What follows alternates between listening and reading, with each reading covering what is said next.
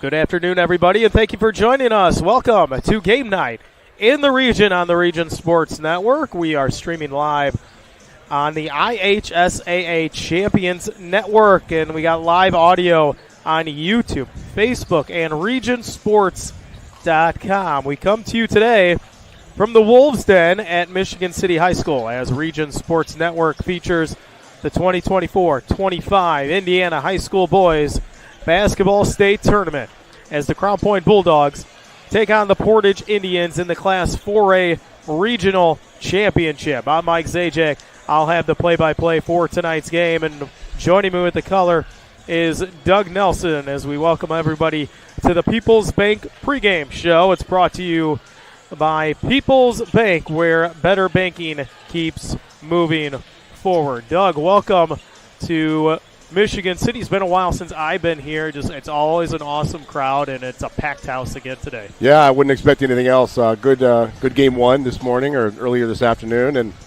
crowds filling in here for this second game, and it should be a battle. Yeah, some of the East Chicago Central fans hanging around. I still see some Hanover Central. It was EC Central taking over the game late to beat Hanover Central to win their regional. It's a packed house again. A lot of red in the stands. You'll have East Chicago Central and now Portage and Crown Point in this game. Let's take a look at both of these teams coming to this game. Let's first take a look at the Crown Point Bulldogs. And, Doug, what do we know about them? Real quick, let me pull up my notes. You caught me off guard. It was on the first page, right? I can't read. Glasses, no glasses. I'm old. Well, again, you're dealing with, first of all, you're dealing with two outstanding coaches in Clint Swan and Brian Klaus. And they're experienced, and it's that week. It's that week of preparation. But do you over-prepare? It's like at this part of the year, we are who we are. Yeah. There's no figuring it out. Yeah, it is what we are. But it starts for Crown Point. It starts with Dikembe Shaw. He's long, athletic. He's coming in at 16 points a game. He's averaging about 7 rebounds a game, and he's long. And he's an issue because he's a matchup problem. He shoots from the outside. He can create problems on the defensive end with his length, and then they have Mason Darrell. He's a shooter, and you know what I like about him? I like his confidence. He plays like a little. Like, I'm not afraid of anybody, and I'm gonna go right through your chest, and I'm gonna be in your hair all night. So just his skill matched with his enthusiasm and his attitude of I'm gonna make your night a long night, and that's why they're a tough duo for most opponents. Yeah, you look back at the game against Morton. 46 points combined for those two for their total of 80. So that's more than 50% of their total in just that game. Yeah, Darrell averages 14 points a game, and again, he really shoots the three well at 42% on the year. I mean, that's got to be one of the top here in the region. You also have Kingston Rhodes. He's coming in. He's averaging 8 points a game, a 77% from the free throw line. So they have guys that can score, which to win that many games. To win that many games in the Doolin, you have to have guys that can score, and you have a lot of weapons. Yeah, we are on TV, by the way. I'm not used to this stuff. I'm not. I got cameras everywhere. I got mics everywhere. My goodness, I'm old. Crown Point, they've been rolling all year long, and for Brandon, give me crap. For Portage, different location for them this time. They're in the regional. First time in a while they've won a sectional. Having a great season. Brian Klaus has got this team rolling. Well, how have they done it all year? Hey, again, a lot of balance. They have, and they're very senior heavy, Mike. They have, their whole starting lineup, I think, are seniors, which you can't teach that experience. You got Sam Wellman coming in at 10 points a game, Michael Wellman coming at 15, Grant Clark, who's got 12 points a game. Amari Evans has had a huge last few games from the three-point line and going to the rim. He's at 12 points a game. So they just have a lot of weapons. I think the last game they had 15 threes made against LaPorte. They had 8 threes made in the third quarter alone. So See what I tell you? Yeah, Cameras we're right in the middle of the We're game. good. He's the boss. We got to take care of the boss. Thank you. But again, just guys that can score, and they spread you out and they run good stuff. Like I said, under Coach Klaus, and then they also mix up their defenses. They go man to man. They'll run a half court trap, and with their length, and they can switch. They have a bunch of guys that can guard all 5 spots, right? So I'm just going to. let's go to Mr. Ramirez. Chris Ramirez is here. We're going to take a picture. Brett, this is Michael Zajak's final broadcast. You didn't say that, Mike. No, I didn't. Oh now you know. All right, everybody that's listening to our listening and viewing audience, Mike Zajak's last game. He's had some of the most memorable calls in history. Oh, I'm going to miss you, Mike. Yeah, you're welcome. Holy cow, I'm going to get tears. I don't know if I can work under these conditions. I kind of said my goodbye in the last game I did. I didn't want to take the attention away from regionals and sectionals. How am I supposed to continue? I don't know. Anyway, what were we talking about? We're talking about Portage. Again, great balance. Again, they have a bunch of guys that can score. There's anybody that can go up and get like 20, 25 on a given night. Yeah. They're 20-5. They're scoring a ton of points right now. Last 4 games were in the 80s, and the other 2 games was at 79 and 69 against a very good Chesterton team. So, and their last, and they beat, in February they beat Crown Point 64-40. So that was a long time ago. That's like a lifetime ago in basketball season. That's true. But they played about as well as they can, and I'm sure Coach Swan has had that score up on the bulletin board, every day for them to think about this week. Yeah, I'm sure he has. We're going to take a short break here. When we come back, we'll get to the keys of the game as well. Maybe talk a little bit about that Portage Crown Point game earlier from the season. You've been watching the People's Bank pregame show. It's presented by People's Bank. To find a branch near you, visit ibankpeoples.com. This is Region Sports Network, the only game in town. We just need some more interruptions. When life keeps you busy and you can't get to the store, shop online with Strack & Van Til To Go. Our to-go service is easy to use. Register using your rewards account information, fill your virtual cart, and choose delivery or pickup. Once your order is in, our own Strack & Van Til team preps your order with care. With our to-go service, you can earn reward points and save time and money with our online coupons and weekly ad prices. Life made simple, shopping made easy. For more information or to sign up, visit shop.strackandvantil.com. Four Seasons Mechanical proudly serves Northwest Indiana, providing quality, reasonably priced, reliable service. With a quality and comfort guarantee, the professionals at Four Seasons Mechanical offer a wide range of services in heating, ventilation, and air conditioning. Whether it's residential or commercial, Four Seasons Mechanical is there 24/7. To find out more, the website is fourseasonsmechanical.com or give them a call at 219-756-7020. Four Seasons Mechanical, your indoor air quality specialist. Thinking about what to do after high school? Consider a career with Boilermakers Local 374. As a Boilermaker apprentice, you'll earn while you learn. We offer excellent wages and benefits, and as part of our no-cost hands-on apprenticeship program, you'll learn from the best in state-of-the-art training centers and on the job. Become a union Boilermaker and get on your way to a great career. Find out more, visit www.local374.org or call 219-845-1000. Some see a volleyball match. We see a student athlete learning how to be poised under pressure.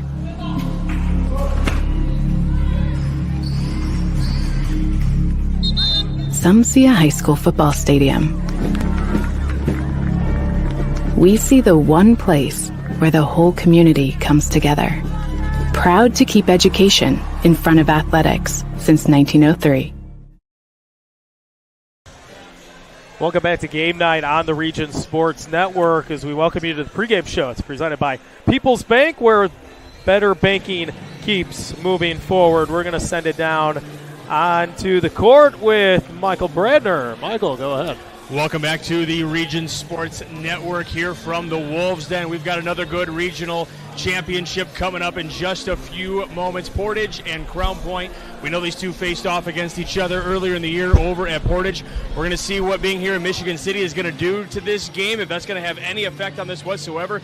The crowd is really starting to fill in here at the Wolves Den. We saw a great crowd in the first game. East Chicago showed out. There's a great contingent of Wildcat fans as well, and we're going to have that here as well. A lot of Bulldog fans and a lot of Portage Indian fans as well. It's going to be a lot of fun here in just a little bit. Both teams are looking for their third regional championship in program history. Obviously, Crown Point winning that regional championship last year right here on this floor. It was a great time to be a Bulldog, and they're hoping to continue on that run a little bit for Portage. They're looking for their third regional championship and first since 1996. I tell you what, this is a fan base, and I know Coach Nelson can tell you this. This is a fan base that has just been begging for something to really cheer about, and right now these Portage Indians are what they have been waiting for, and Brian Klaus is the perfect guy to do that. Getting the graduation early 90s, he's a Portage guy himself, and he has done a phenomenal job getting this program where it's at. But Crown Point going to be a tough matchup for sure, no question about that. Clint Swan always has his teams prepared. Can't wait to get this one started. We'll take a quick timeout again here on the Region Sports Network as Crown Point is making their way out here onto the floor. So we'll step aside for just another moment. When we come back, we'll have the starting lineups and all the introductions right here on the Region Sports Network, the only game in town.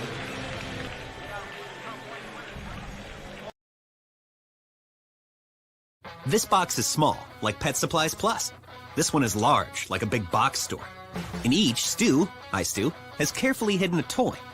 Question is, which dog will find it first?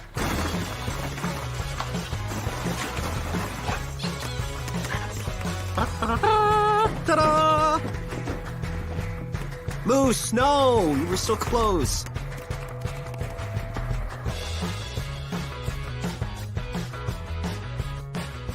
When life keeps you busy and you can't get to the store, shop online with Strachan Van Til To Go. Our to-go service is easy to use. Register using your rewards account information, fill your virtual cart, and choose delivery or pickup. Once your order is in, our own Strachan Van Til team preps your order with care. With our to-go service, you can earn reward points and save time and money with our online coupons and weekly ad prices. Life made simple, shopping made easy. For more information or to sign up, visit shop.strachanvantil.com.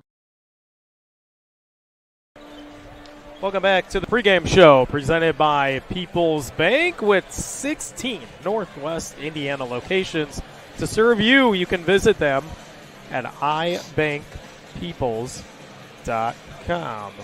Welcome back to Michigan City High School as we're about a minute away from tip-off or so. I'm just waiting on the national anthem. We'll get to the starting lineups as well. We just had Michael Bradner down there talking about the last time these two teams with their regional championships. Yeah, as we mentioned, Portage last year lost to Cheston in the sectional, and Crown Point lost last year at the semi-state level to Fishers, who went on to win state and is number one in the state right now. So, yeah, that's one of the keys I'm going to talk about tonight is the experience in this big game. Like I said, Portage has not been here in 24 years.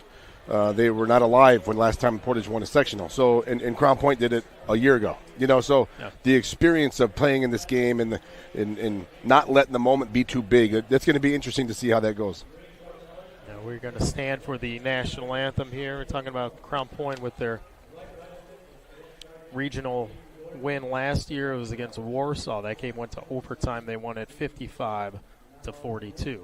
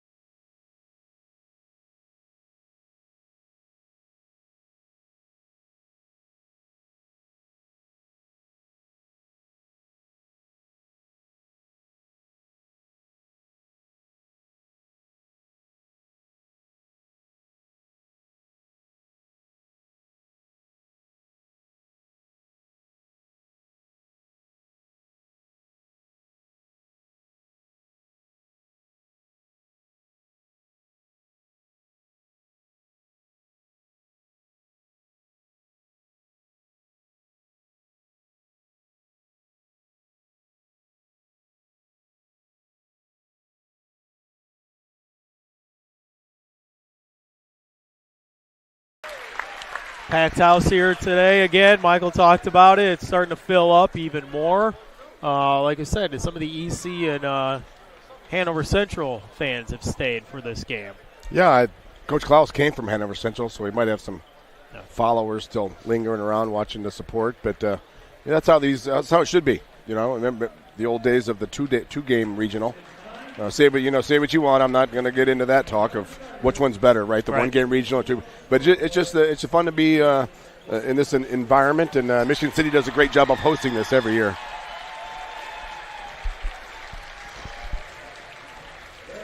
And I start with the starting lineups for Crown Point. I think they're naming all the players first.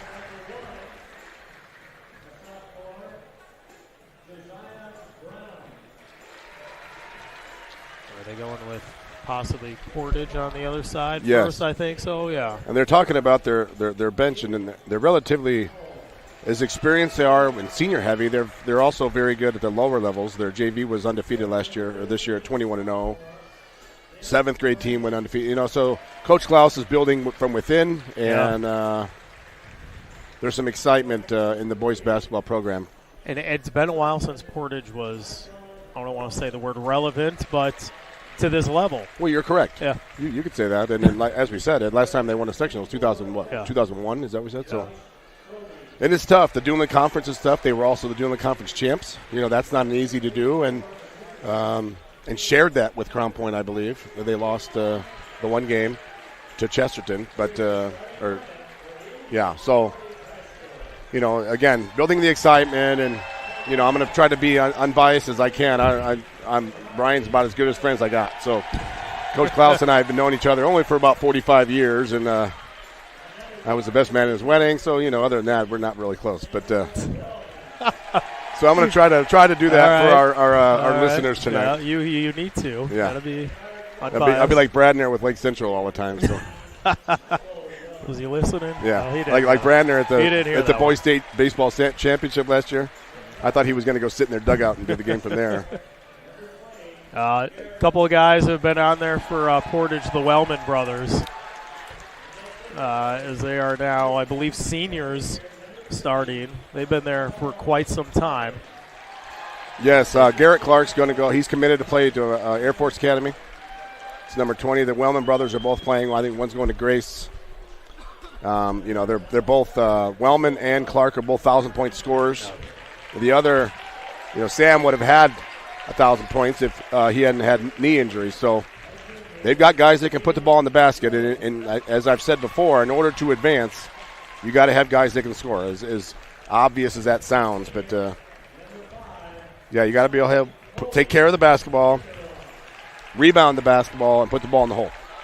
Simplify, right? Simplify. Yep. Take care of the basketball. Value possessions, because you can't get them back. A silly turnover, a couple one-handed catches, a little lazy, that kind of look, it adds up. Yep. And you said it's a team game for Portage, so that's what they're looking to do tonight. Okay, I should say today, this evening for Portage. And you talked about Brian Klaus just building up this program. It does start at the bottom, and I always think back when just growing up from Griffith. You think about Griffith football back in the day with Russ Franke, and he built it from the high school level, and then it trickled down to the Pop Warner level. Right. And then for years it just took off. Yeah. And win after win after win, sectional after sectional, they built that up. And now those guys who grew up there in the high school, they're now having kids, and they're keeping their kids in Griffith and doing the same team. And yeah. So it starts with, it takes one person really to get that thing going. Right. Coach Klaus and the girls coach Gonzalez, they've started a youth program that was kind of fizzling, and it wasn't easy. Change isn't easy. All right. So it took a while, but their numbers are growing. So like you said, and the way that things are now with people being so transient, with people, they want to make it a place for Portage to you want to stay there. Yeah. Right? Because it's so easier to go to. They don't want you here. to move around. Right. And, you see Hanover Central, that's building. Crown Point is building. Right. And those communities continue to grow. But he's doing a great job so far here. Correct. At Portage. Crown Point starting lineup out there. We get set for tip-off. We have a veteran reffing crew. We got Kevin Meisel, Danny Torok, and Steve Jovanovic, an all-region. It's funny to see Danny Torok as a veteran. Well, because I went to grade school with him. That's what. What does that call you? You're a veteran. You're a veteran. Getting old. Region sports guy that's quitting. Here we go. Shaw and Harbin up, and Portage will take over. Like Crown Point starting man-to-man. Portage likes to run these high ball screens, run up to the top for Evans. Michael Wellman in the corner. He's got Shaw on him. He drives through the lane, loses it. This is Clark. Inside to Harbin. He gets it in for 2. Nice pass. Nice pass. Nice look. The baseline area can be dangerous. You got to be able to make a decision on there, and Clark stay composed. Dikembe Shaw in the paint, puts one up, too strong, and the rebound goes to Michael Wellman, and Clark the other way for Portage. Yeah, they want to run. Big man down low. Can't get it to fall, and the rebound goes to Rhodes. Got to finish those, Mike. Up ahead to Peters in the corner. 3, and it's good. Mason Darrell. Yeah, he's a guy you got to know where he's at in transition defense. You cannot lose him. You can't let him get hot, start out. Crown Point with the early 3-2. The floater from Clark, no good, and Rhodes with the rebound. They push the ball again up the left sideline. Corner 3, buries that one. That was Shaw. Multi-talented. He's going to be a junior all-star. 6-2 early on for Crown Point. Oh, he threw Harbin it away. almost threw it away. He does. Over the head of Clark. Turns it over back to the Bulldogs. Yeah, if you're going to have Harbin in the game, he's got to get in the paint. You know, you're not taking advantage of his size 25 feet from the basket. As we've seen his passing proficiency, you just turn it over there.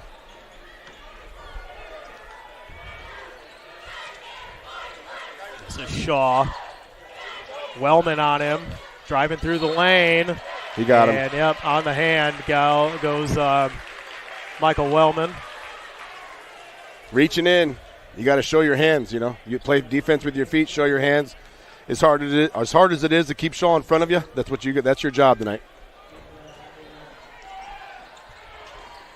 Yeah, you want to come kind of up. Yeah, you want to play under the ball. Yep. Shaw, I think he just lost it out of bounds. But it'll stay with the Bulldogs. It's that paint. Mike, I compared the paint area to like the this line of scrimmage in football. Whoever wins that battle in the paint with rebounds and finishes inside is going to win the game. Shaw, step back 3, too strong. Bodies on the floor, no foul. Here's Clark.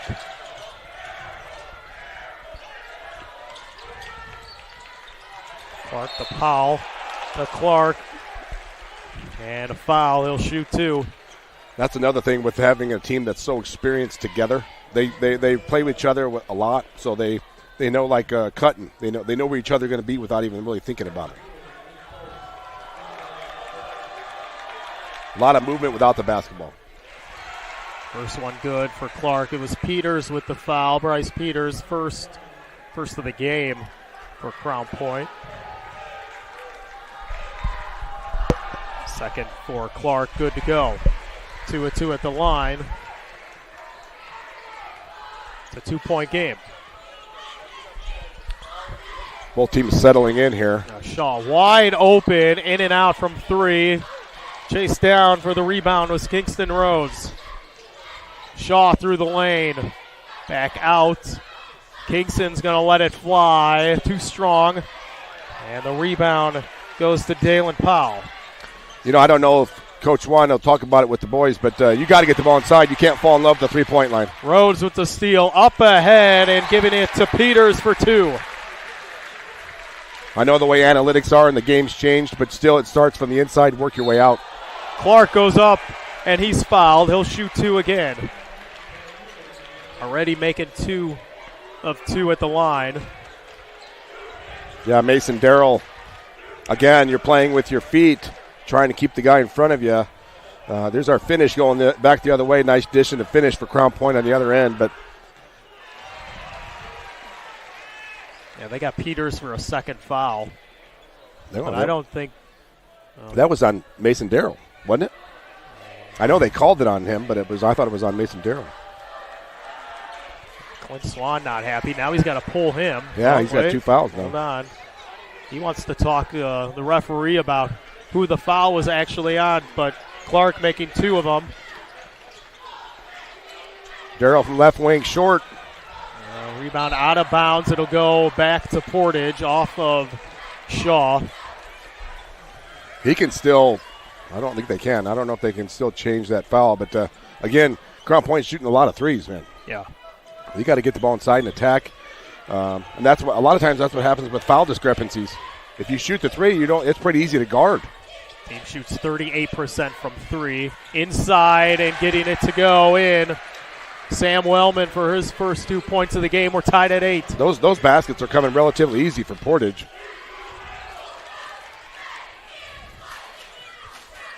Yeah, you're saying it. Who wins the inside game? Who wins points in the paint are going to be key. Here's a 3. Peters no good. Rebound to Portage. Yeah, I think if you're the Portage defense, you're going to allow them to shoot that all night. Too strong. Tipped around. Saved. Into the hands of Peters. Back out. This is Evans. Kingston the other way. Kingston was great defense. Oh. Inside. Turnaround and putting it in. Quinn Begley off the bench for 2. Yeah, Begley's got to finish that. He did a nice job. Right place at the right time, too. Just good hands. But so far, I think Portage has done a better job of getting the ball in the paint, getting those paint touches. Another 3, back out too strong again, tipped around. Shaw with the rebound. You're going to call it now. That's a flop warning, Mike. Our official, Danny Torok's going to call that flop warning. Coach Swan once thought he dropped his shoulder, but... Who do you call the flop on? I'm not sure. I think it's just a team flop. Okay. But I think it was on number 11 for Crown Point. Number 11. Ball Peters. stays with Crown Point here.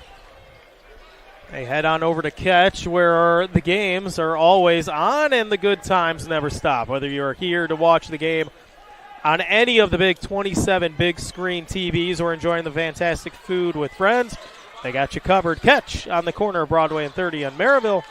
Get your catch on. Too strong, and Clark with the rebound. Crown Point with another 3. You get long shots, you get long rebounds. That sets up transition for Portage as well. Fakes it from Wellman back outside Clark. Driving, pulls up. Too short. Portage gets the rebound and puts it in for 2 more. Dalen Powell with 2. Back to a tie game, 10-10. Yeah, Dalen Powell's a good story, Mike. I'm gonna talk about him later. But again, just winning that rebound battle. Kingston, another 3. This time it goes. First field goal of the game for Kingston Rhodes. Wellman's going to launch a 3. Answers right back. Yeah, Michael Wellman from deep. I don't think Crown Point wants to get in a shootout with Portage. Like I said, Portage is scoring in the 80s here the last couple of weeks, and they can score the basketball. And I don't know if Crown Point can do the same for that consistently. Yeah, Crown Point averaging almost 69 points a game. Shaw off the mark. Here comes Portage. 2 minutes to play in the first, 13-13 the score. Yeah, I think Shaw's got to make more of an effort to get the ball inside. Wellman inside, it's denied by Shaw. Little stare down on Wellman. Kingston Rhodes in the corner, connects. Analytics say shoot the 3. Old school, old fart coaches like myself says get the ball inside. But if it's in rhythm, it's good.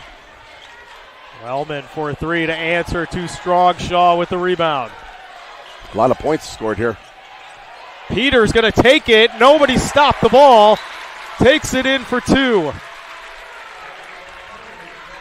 Portage wanted a foul there. Nothing was called. Yeah, there was a kind of a clear out underneath the basket. Both coaches working the officials. 18-13, Crown Point with the lead.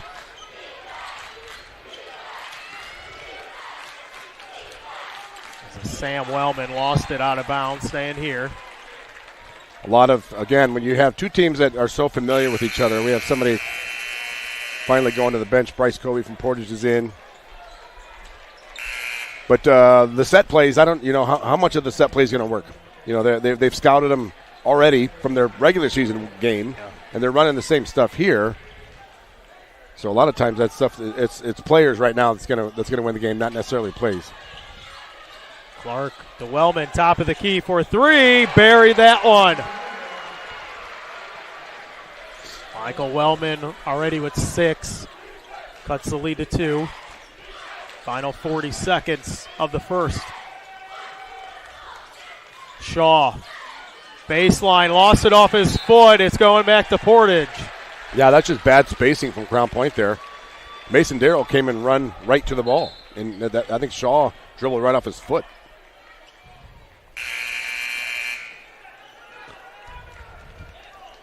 Mason Darrell comes out. Just 3 points. I don't think we really said his name much in that first quarter. Well, it's kind of been catch and shoot right now for Crown Point. There's not a whole lot of ball movement.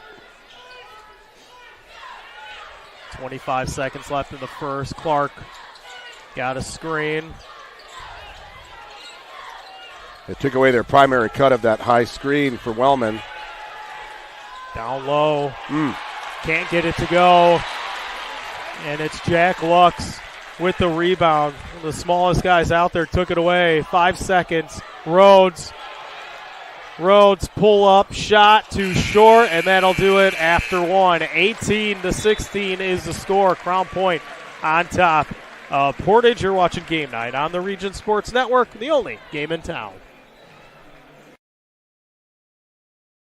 Four Seasons Mechanical proudly serves Northwest Indiana, providing quality, reasonably priced, reliable service. With a quality and comfort guarantee, the professionals at Four Seasons Mechanical offer a wide range of services in heating, ventilation, and air conditioning. Whether it's residential or commercial, Four Seasons Mechanical is there 24/7. To find out more, the website is fourseasonsmechanical.com or give them a call at 219-756-7020. Four Seasons Mechanical, your indoor air quality specialist. Thinking about what to do after high school? Consider a career with Boilermakers Local 374. As a Boilermaker apprentice, you'll earn while you learn. We offer excellent wages and benefits, and as part of our no-cost hands-on apprenticeship program, you'll learn from the best in state-of-the-art training centers and on the job. Become a union Boilermaker and get on your way to a great career. Find out more, visit www.local374.org or call 219-845-1000.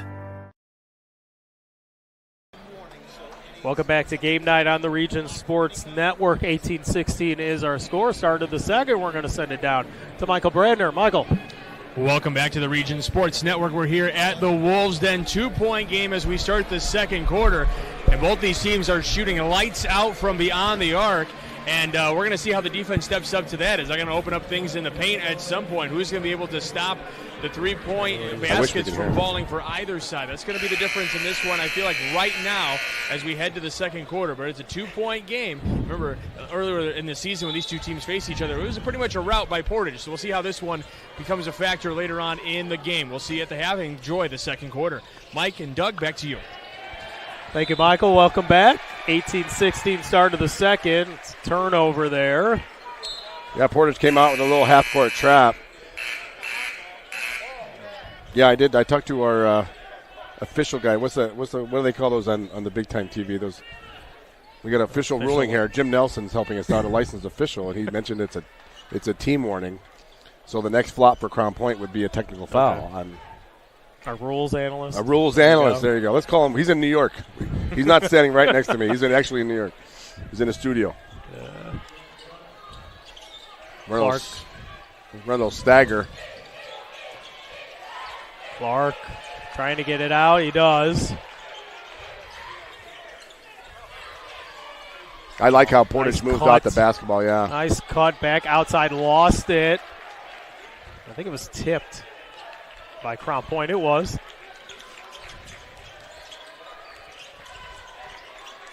Amari Evans. Shaw on him, baseline, gives it up. This is Powell. Working really dangerously close to that baseline. Right in the corner. Back over to Evans. Michael Wellman in the corner for 3. Too short. And the rebound goes to Begley. Push the ball up the left sideline, but Coach Cloud's not happy with that possession because you can get that shot anytime.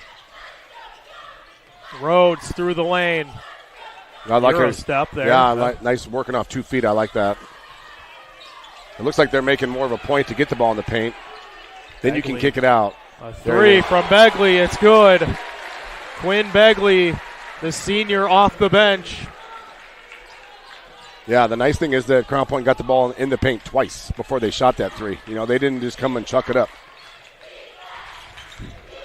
Begley averages 7.5 a game. He's already up to 5 here in the first half. 21-16, Crown Point on top.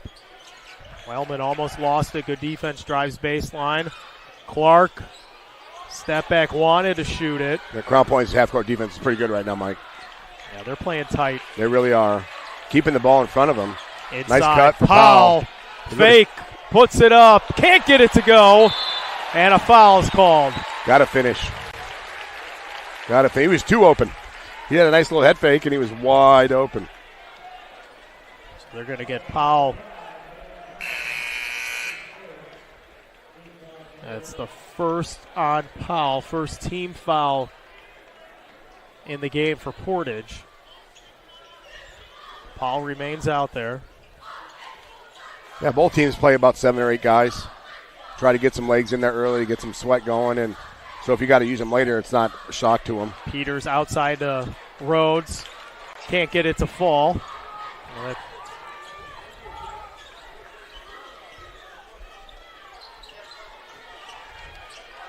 There's Clark. A lot of dribbling, Mike. A lot of dribbling right now. A lot of miscommunication, I think, on Portage's end. Loses the ball. That was Bryce Kobe, the freshman, into the hands of Kingston Rhodes, taking it the other way, and he's fouled. Yeah, that was a nice, strong move. But there's a Portage offense a little stagnant right now. I don't know if they're trying to get Darryl. They were posting up Darryl with Powell. So, I mean, I don't know what they're looking for right this second. Rhodes to the line. They'll shoot 2. This is the first.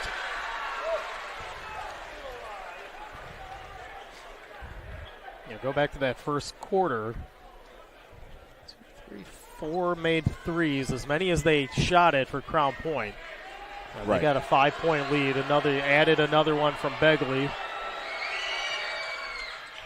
Kingston 1 of 2 at the line. And a nice showing of the student sections from both programs here today under each basket. Taking it all the way into the lane is Wellman. I think they got Shaw. It was Shaw. Yeah, he got him from behind. Wellman did a good job of getting north-south, getting his nose to the rim. There's our finish. There's again. Yeah, that lane's wide open. It was a late help side coming. He was on an island right there. This is the first free throw. Mayor Pete Land and the Crown Point Pace Department are proud to support Crown Point Bulldogs athletics and say, go Bulldogs. Crown Point remains dedicated to preserving history, celebrating everyday life, providing the best in-city services, and encouraging smart growth. Kingston Rhodes brings it up, 22-17. Nice tip. One's thrown out, tipped out by Wellman. Yep, those tips and deflections, that messes up the rhythm. And, again, I know a lot of teams like to work that baseline, Mike, and it's another defender. You know, again, if the defenses use it correctly, it really helps you. Peters to take it out. Finds Darryl. Mason Darryl through the lane. Puts one up on Clark. Doesn't go. Loose ball. They battle for it. Begley and Powell with the jump ball. And it'll go to Portage. It's a stop that Portage needs. Portage only got 1 point right here so far in this quarter. Yeah. But, Crown Point's only got 4, so it's a little of a stalemate right now. Yeah, 4:48 to play in the second. It's like that adrenaline from starting the game, and you're all excited, and now it's a basketball game, right? You could be playing this game anywhere. I don't think Powell's the guy you want out there. No. Past the three-point line with it. Here's a three, and good to go. Bryce Kobe, the freshman, delivers. That was just that's what I was talking about a little bit before the game. They have talent coming up at every level. He's a freshman. His brother's a sophomore. He's pretty good. He's battling on Rhodes. Is denied from behind, but a foul. And I think that part of his game right here, down there, is what he's going to develop with Kobe, is with strength. The Crown Point offense just went right through his chest, and he's going to have to be able to stand up and kind of wall up and be strong in the paint there. First good for Rhodes. Clark comes out. That was a foul on Kobe. I thought they got Powell when he came in from behind and swatted that one away, but they give it to Kobe. Right. There's a little bit of a body foul on Kobe. 1 of 2 at the line, and Kobe with the rebound.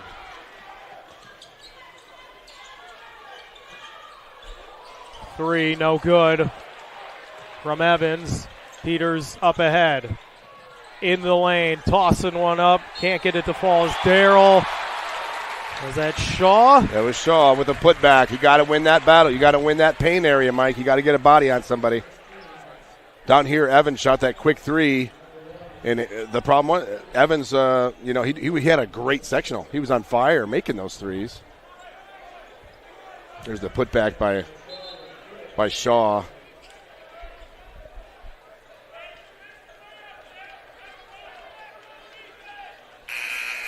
Another sub coming in for Crown Point.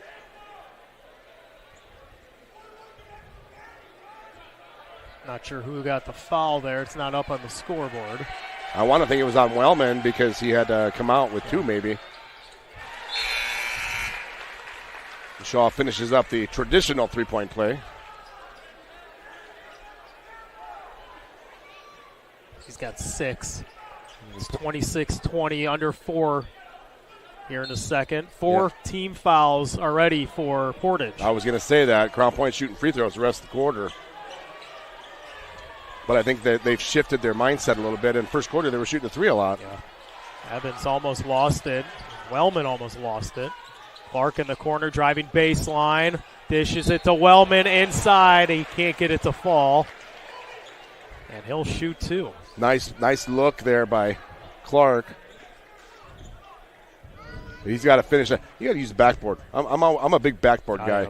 Anything below the volleyball line, you have to use the backboard. That's old school. But that's all right. I'm showing my age again.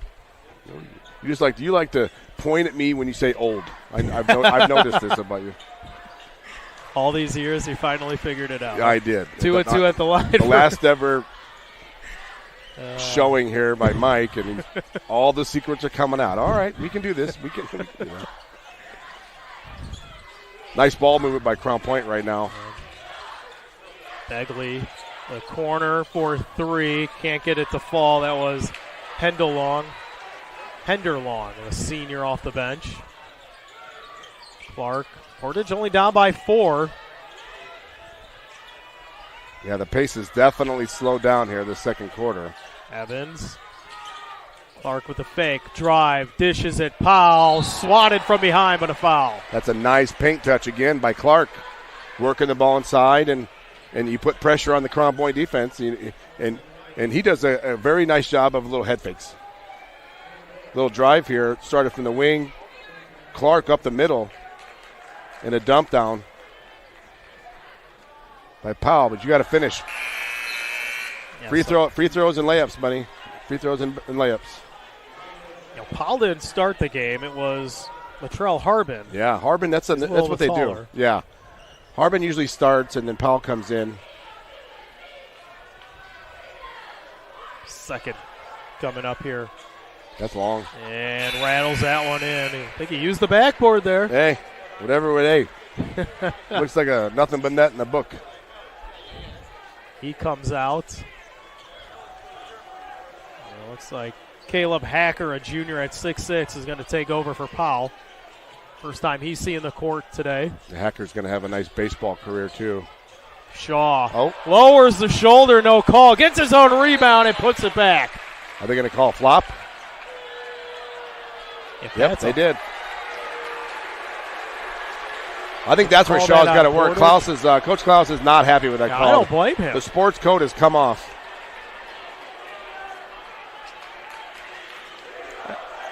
I think Shaw lowered a shoulder, knocked the guy down. I don't see how that's a flop. Yeah, I didn't. It's hard to see if this far away. Did we have another look, Justin? Did you see it? Show it. But yeah, I didn't see it, and it's hard. It's on the other end of the floor. It's hard to see. But Coach Klaus was not pleased with that one. Add 2 more for Shaw. It's a 5-point game. Gets stuck in that corner on the baseline. You got to swing it around. Make the defense move. Clark and Wellman going back and forth, and now Coach Klaus wants to take a timeout and talk things over for 30 seconds. Let's see if we can find that review. And Klaus is still yelling at the ref from far side. He's saying he lowered his shoulder. That's what he was saying. He dropped. Look from here. I mean, I know we're a distance away, but it looked like he dropped his shoulder and worked right through him. I don't think it was. The way I understand the rule, if there's contact, that's not a flop, right? A flop is if they actually fake contact, and it looked to me like there was contact. Well, 28-23 the score. You can celebrate St. Patrick's Day in Crown Point during the annual lighted nighttime parade downtown. The festivities kick off with vendors downtown at 3 p.m. on Monday, March 17th. The parade begins at dusk. For more information, visit crownpoint.info/St. Pat's. Are you a big St. Pat's guy? Used to be. Mr. Family now. You get older. You can't do this anymore. You can't. Like all my friends, they don't do anything either. As far as you know. As far as, trust me, they all got little kids. They barely leave the house. That's why they invented something called babysitters. I know. iPads. Thrown away. Powell loses it. No foul called. Evans the other way, and Portage has numbers if they hurry. Up ahead, Clark fakes, drives. Offensive foul. Lowered the shoulder on Powell. That there was an offensive foul. But this is what I'm saying. How many times that baseline, they keep getting stuck on the baseline, and you can't reverse the ball when you do that. I mean, working with the baseline is a very dangerous habit to get into. It's Clark. It's his second. Nice high-low there. Down low into Shaw. Yeah, Clark was on defense. He thought he had help side coming. He was by himself. 7-point game. Where's the offense coming for Portage? Down low. Can't fall. Try going up and under. Was Hacker. Minute 20. Peters lost it. Gets it back. Powell for 3. Yes! Darrell, excuse me. I'm gonna correct you since it's your last one ever. It's a 10-point game. It's that area you hear coaches talk about the last couple minutes of the half and the beginning of the next quarter. Yeah. Portage's got to be very careful right here. It's that middle 4 you're looking at. Yep. Here it is. Darrell again for 3. Too strong. Portage needs to put some points on the board. And they get a foul called on Shaw. I think that was a big miss for Crown Point right there for Darrell. I know it's really early in this basketball game, just for momentum and, of course, points, but just kind of a little of a minor mini heat check there. But I think that was a huge possession.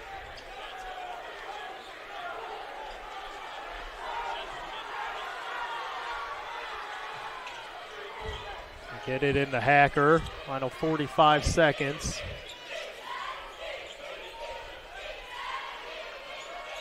It's going to be important what kind of halftime adjustments Coach Klaus makes. Is Sam Wellman taking that to the bucket to add 2 more. Yeah, nice left-handed finish there by Wellman. Again, getting those paint touches. I think that, again, I mentioned it, but that's where you got to win that battle. Crown Point will hold for 1. Then they get the ball to start the next quarter. So I think that when you stack possessions like that, it could be a good little run here. Darrell almost threw it away. Peters, final 8 seconds. Good tight defense from Portage. They give it up. Up ahead. Can't get it to fall. Puts it back up and in at the buzzer. Carter Kobe, the sophomore. Yeah, that's sticking with it. That's the momentum I'm talking about, Mike. It might not seem like much right now, and I know it's the first half. And you look on our replay here, nice little finish, nice steal by Portage. But again, they had a little 4-point run when Crown Point could have got 3, in the middle of that. So again, it might not feel like much now, but that momentum does carry into halftime. The lead from 10 goes down to 6. That is huge for Portage to cut that lead. 33-27 at the half. We'll take a short break. You're watching Game Night on the Region Sports Network, the only game in town.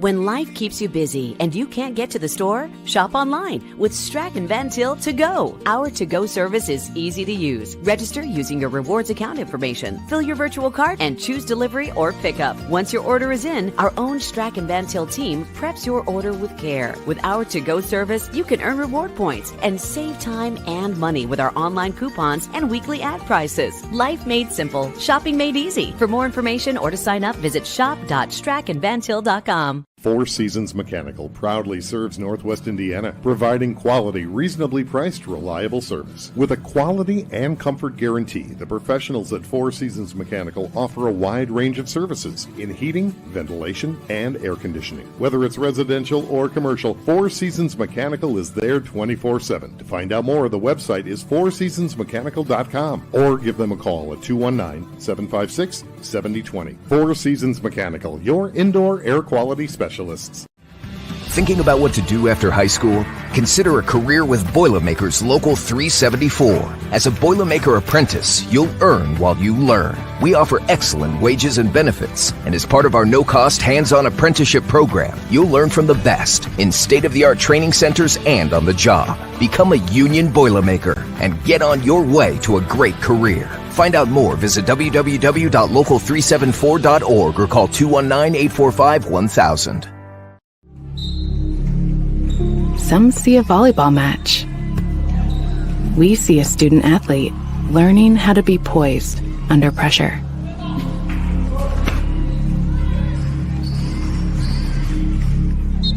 Some see a high school football stadium. We see the one place where the whole community comes together. Proud to keep education in front of athletics since 1903. It's time for the Commissioner's Corner, an exclusive weekly conversation about Indiana high school sports with the Commissioner of the IHSAA, Paul Neidig. Now for an up-to-the-minute report about what's happening in the constantly changing world of high school sports, here's Coach Bob Lovell with Commissioner Paul Neidig. Welcome back, everyone, to our weekly conversation with the Commissioner of the IHSAA, Paul Neidig. And Paul, thanks as always for joining us. You had a great weekend last weekend, great crowds all over the state for sectional action. One of those fun weeks of Indiana high school sports. It was, Coach, an incredible week. You know, it was always good. I saw a couple signs out there that were sitting in front of the ticket booth that said sold out. And, you know, that's always a great day when you see that. Well, you saw that. You started seeing that before a game day because you're hearing about all around the state. People were sold out days in advance, quite frankly. Yeah, they were. You know, it's just, and you know, again, it just wasn't one place; it was multiple places, and right. You know, and it's really cool. And again, I talk about it a lot, but I think it's always worth talking about when the community where a school is located comes out and supports the kids who are there for their moment in time. It's really pretty special, and so. Basketball matters. Sports in Indiana still matters, and that's what's so great about what we were able to do. I can tell you that on my show last weekend, I had a number of calls call in, and you know, from team buses and those kinds of situations. And no matter how long I do the show, I still get excited about those calls. And so we're moved to the regionals, and just a reminder to everybody: make sure you tune into IHSAA. The Champions Network, IHSA.com. postgame.org to watch the pairing show for the semi-state that comes up at 3 o'clock on Sunday. So make sure you're there and have some fun and find out where your team's going to be playing. Yeah, we'll come on air at 3 o'clock, and it's going to be a great day of basketball with all the NCAA selection shows and the final of the tournament games. But we're going to take our little moment in time and on our Champions Network, and we're going to, first thing we'll do is announce the locations of the classes in the North and the South, and then once we do that, we'll go through each bracket and draw the matchups live on the air, and then I always hope I don't fumble, Coach. I always make sure I got to get those balls down out of there just right, and no fumbles during the live show. So, but it should be pretty good. And then we've got Greg Rakestraw and Pete Smith will be breaking the brackets down, and so it'll be a pretty good show for folks. We spend a lot of time, obviously, talking about ball, but yours is an administrative agency, oversees the IHSAA. Your board meeting a couple of weeks ago, you enacted and voted on some very important legislation, as you do every year, but spirited in part because of membership and coaches associations bringing things forward to the IHSAA board. Yeah, I mean, we change the bylaws annually, and we have a mechanism to do that. But we had a significant change here recently when we look at the transfer rules with the association, and it's and that's going around the country. There's a lot of states that are having changes, and some are not done by the state association. They're actually done by legislative action, and when we've seen that out there, that's not worked out real well so far. And so we did make some changes.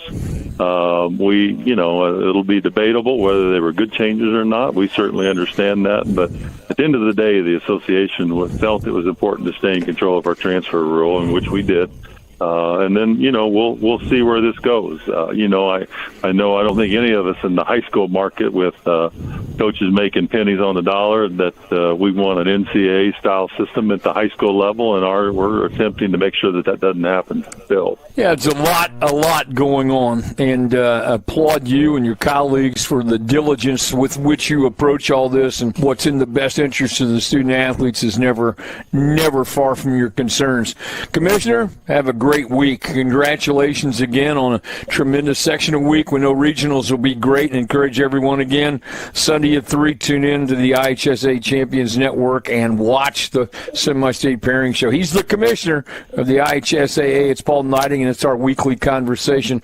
Paul, we'll do this again next week. Thanks so much. Thanks, Coach. You have a great week also.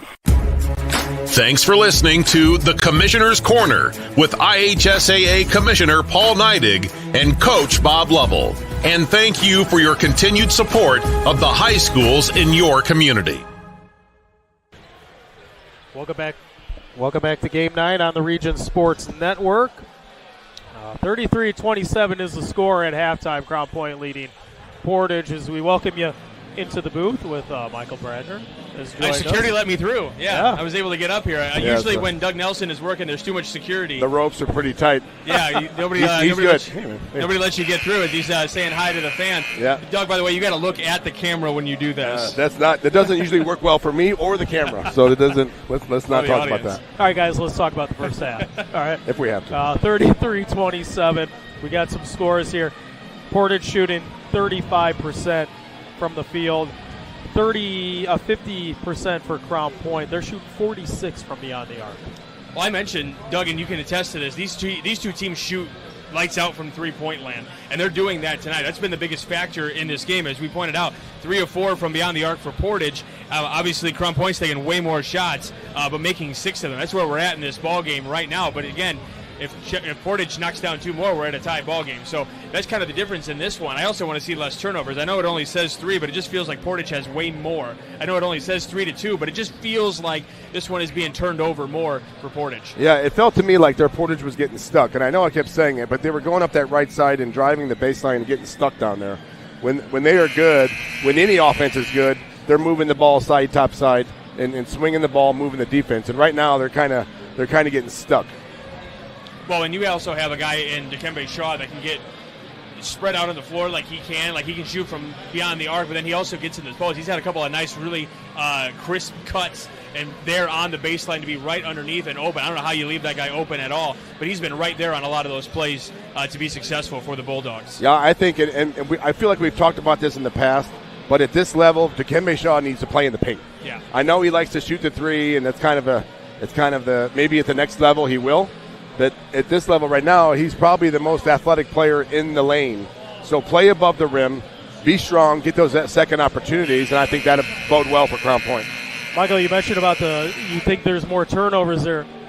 Portage is missing a lot under the basket. A lot of shots have been missed for just little bunnies, and that explains why they're shooting 35%.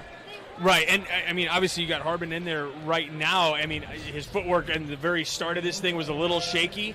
I've only done one Portage game this year, so I don't remember Harbin in there. Does he normally start, Doug? He does start, and he'll play a couple minutes, and he'll come out. Okay. And, you know, if he's a force inside, right off the bat. I sure, mean, you need that presence in the paint right off the bat. Yeah, if his playing time is beneficial, then he'll stay out there. A three from Shaw. Out of bounds is Peters. It's going to Portage. Yeah, yet again, I mean, it shows you how little I know because Shaw comes out and shoots a three. So, I mean, again, if it was me, I would love to see him play in the paint. He was a very strong. If he's out there shooting a three, he's also not rebounding for you.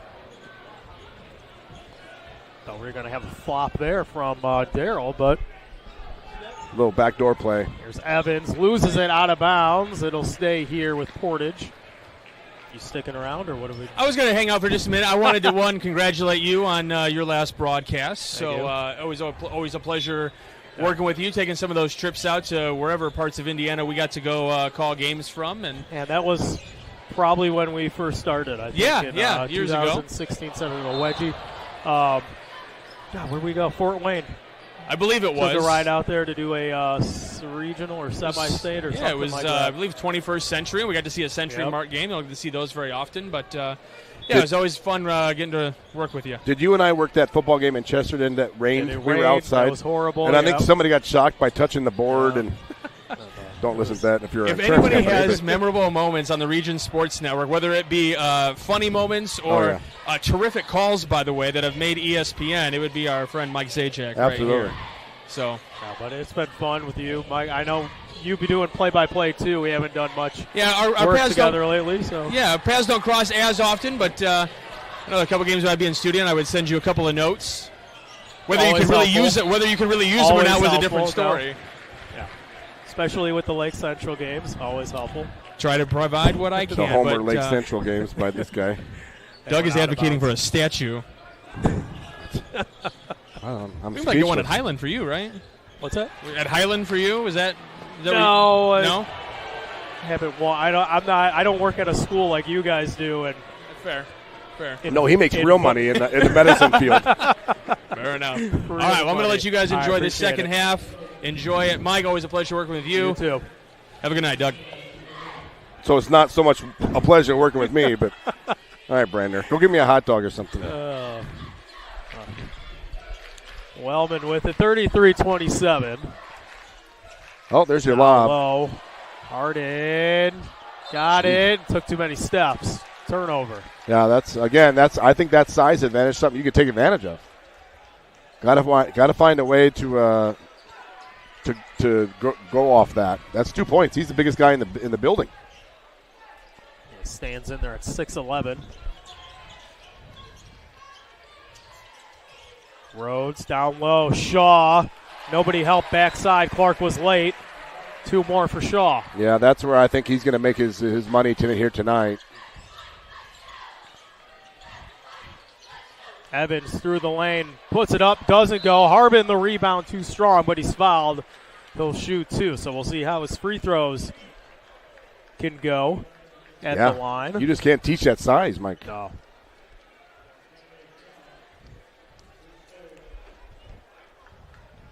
Eight-point lead for Crown Point. 6:09 to play in the third. Harden. First is good. Yeah, 56% shooter on the year. This is only his 10th attempt. He's now 6 for 10. I think you got to leave him out there as long as you can. Even just the body out there itself is going to help. 2-2 at the line. Nice touch. 2 big points for Harbin. A junior. He'll be back next year. He's a transfer, I believe, from Bishop Knoll and then Bosco, I believe. Swing it around over to Peters. Now going the other way. Begley. A lot of ball movement.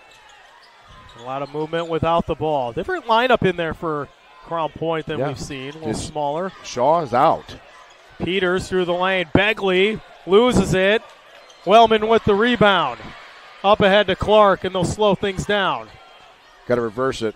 Wellman from the corner. It's good. Need to get him going. It's your leading scorer for Portage. You got to get him going. 35-31. It's down to a 4-point game. How long do you leave Shaw on the bench? Has he got 3 fouls? 2 fouls? Shaw? Yeah. I got him down for 2. There you go. Darrell on Clark through the lane. Swatted away.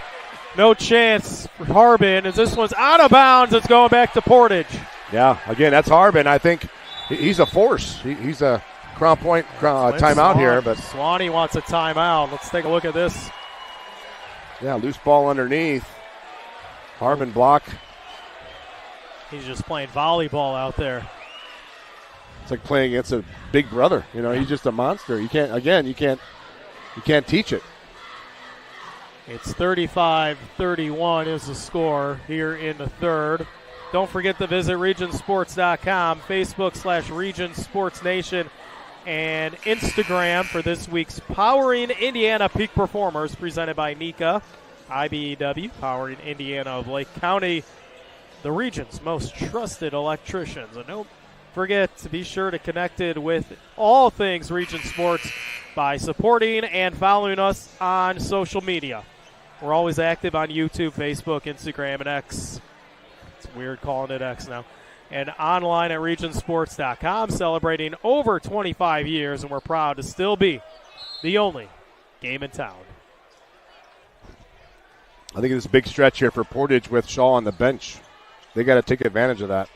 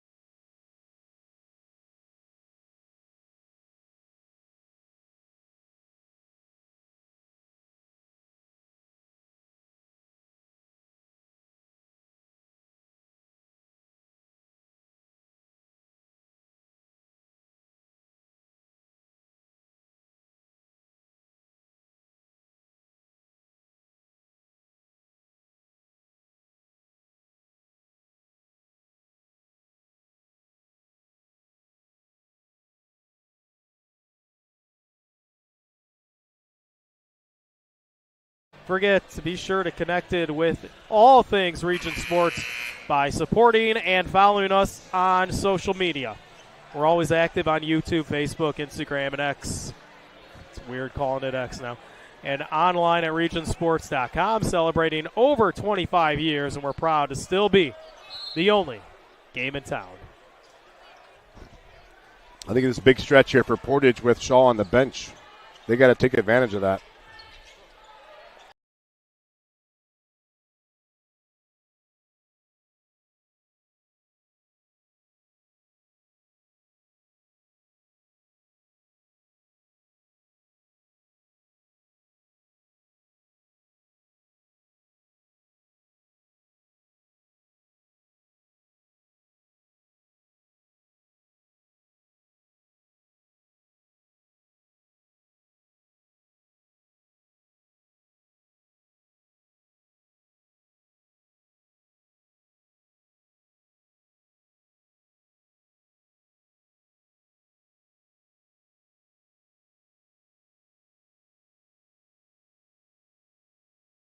Forget to be sure to connect it with all things Region Sports by supporting and following us on social media.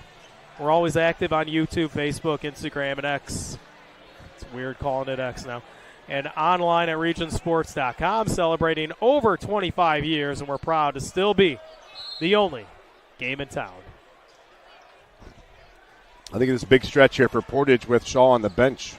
They got to take advantage of that. That might be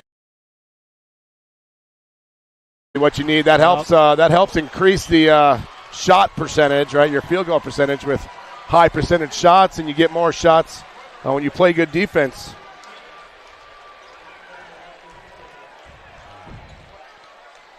You got Portage here was in a little half-court trap on our replay. We talked about those deflections and tips, and it just leads to easy points. Wellman completes the three-point play. It's back to a three-point game. And they're staying in that half-court trap, Mike. Loose ball again. They turn it over. This time it's Evans.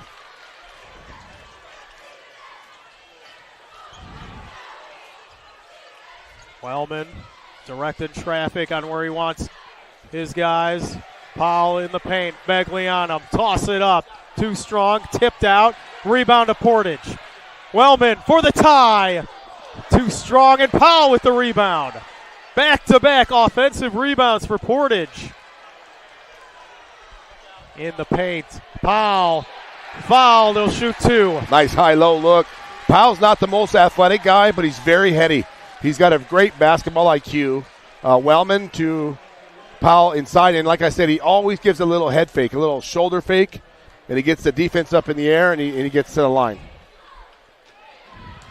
They got Peters on the foul. That's his second. You got Crown Point with 4 team fouls here, and Portage with 0 in this quarter. First one off the mark for Powell.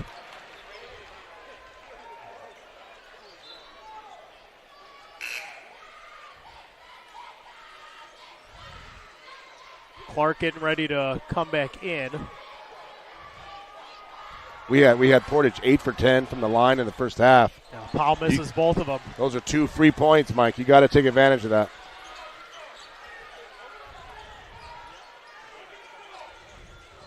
Portage went back man-to-man. Darrell taking it. Loose ball. Powell knocks it out. Good defense from the big man as he's going to come out for Clark. Good minutes. He gets a good hand from the Portage faithful. We had Portage 8 for 10 from the line in the first half. Yeah, Powell misses both of them. Those are 2 free points, Mike. You got to take advantage of that.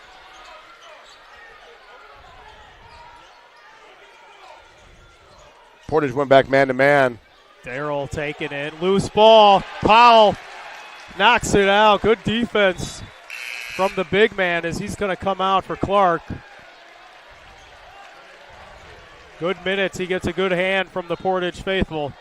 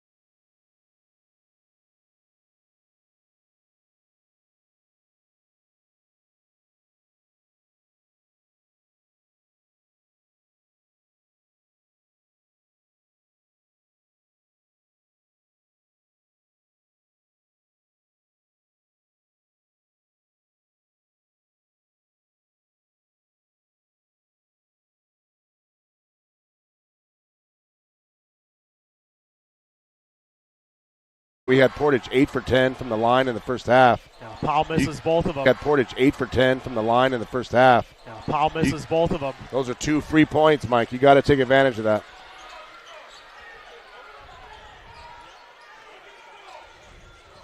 Portage went back man-to-man. Darrell taking it. Loose ball. Powell knocks it out. Good defense from the big man as he's going to come out for Clark. We had Portage 8 for 10 from the line. We had Portage 8 for 10 from the line in the first half. Yeah, Powell misses both of them. Those are 2 free points, Mike. You got to take advantage of that.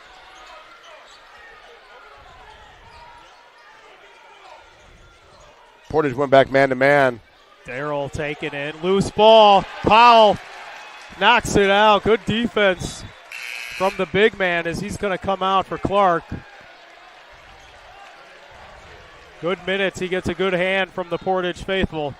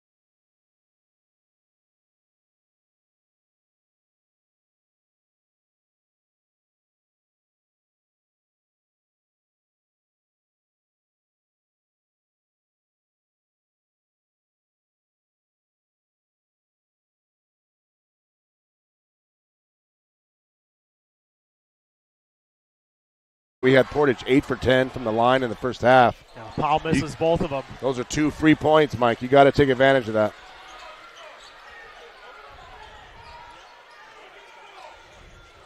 Portage went back man-to-man. Darrell taking it. Loose ball. Powell knocks it out. Good defense from the big man as he's going to come out for Clark. Good minutes. He gets a good hand from the Portage faithful.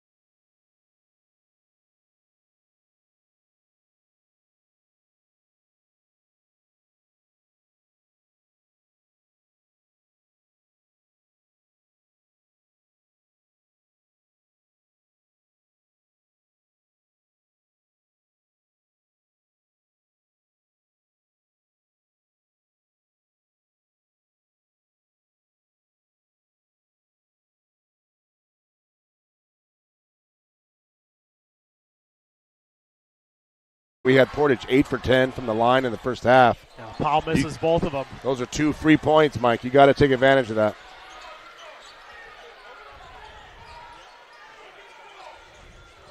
Portage went back man-to-man. Darrell taking it. Loose ball. Powell knocks it out. Good defense from the big man as he's going to come out for Clark.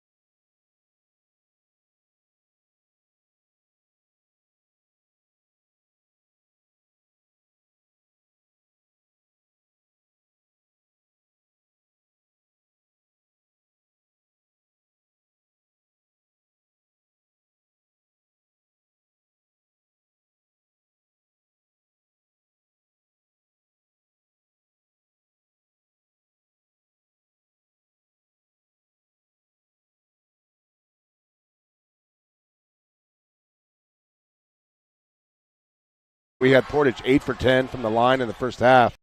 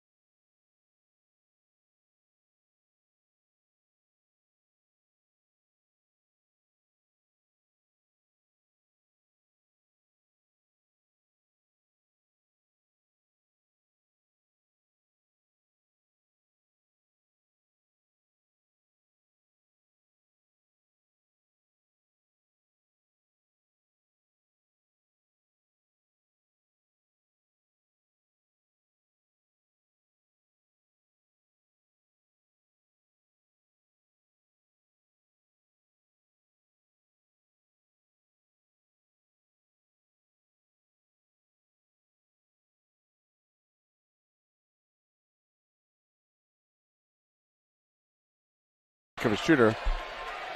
Yeah, he is great off the timeouts. Yes. We've seen him multiple times. Oh, nice cut there from Evans, but denied by Shaw at the rim. A jump ball. It'll go to Crown Point.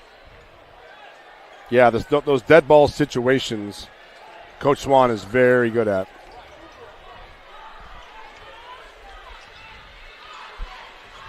It's funny how the situation to start the quarter with a technical foul and everything benefited them because now they had the net, that jump ball. Isn't that weird? It all evens out. You know what I'm saying? Rhodes pull up Big. at the foul line, and a timeout taken by Swanee. 2 more for Rhodes, and Crown Point retakes the lead 50-49 as they take a timeout. Don't forget, after the game, we'll name the Crowell Company's Lanterman Superhero of the game. They are the business professionals. We'll also name the Boilermakers Local 374 Blue Collar Player of the game. It's brought to you by Boilermakers Local 374. Learn about the apprenticeship programs and more at local374.org. I know we had some technical difficulties earlier. We apologize for those. That fourth foul on Michael Wellman is looming large. You know what I'm saying? Yeah. He's back in. He's very important to this offense. They got to roll the dice. You got to go, right? He's got 4 fouls. This is huge. Crown Point's going to tighten up the defense here. Up by 1, under 3.5 to play. Kobe, the freshman, in there in a big-time moment. Sam Wellman, too strong, and it's Darrell the rebound. That was a huge stop by the Crown Point defense. Help side was coming slow, too. Should have finished that. That's another miss. Mason Darrell on the weak side getting the rebound. Again, this is a time when you can be patient for Crown Point, but you don't want to take your foot off the gas, right? You've seen that in too many games where the teams let up too early. They're trying to get it into Shaw. It's good defense there. Kingston fakes. He thought about it. Thought better of it. I think this is all part of Coach Swan's thinking. How long can you hold the ball for? And, Portage, next foul on Portage, Crown Point shooting free throws. Yep. Portage went to half-court trap. Oh, there's a nice behind the back pass to Peters. What a pass there by Colby Henderlong.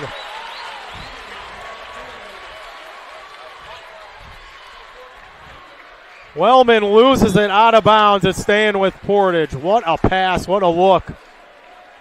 Look at our replay here. That is how you do it. That's how you write it up. You flash to the middle. Nice drop. Now you can tell that's something they prepared for. Yeah. 2:10 to play. 3-point lead for Crown Point. Clark got a man down. That was Darrell. Shot up for Clark. It's good. He called it. Is that a technical? Flop? That's going to be a flop on Darrell. So then they get a technical foul here for the second flop. Time. Wow. What a time for it. 2 minutes left to go in regulation. So the second flop on Crown Point.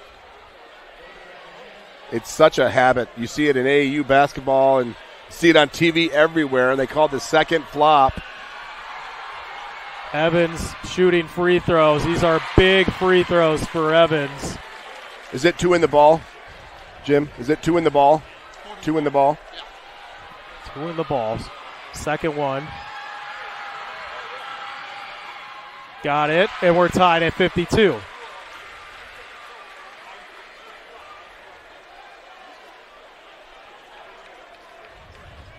And Portage ball on the sideline.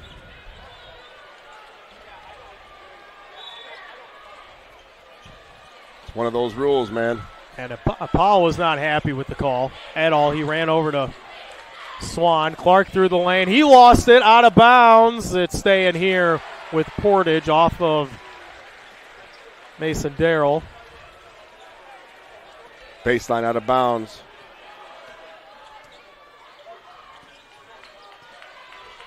Here, you see how patient they're going to be.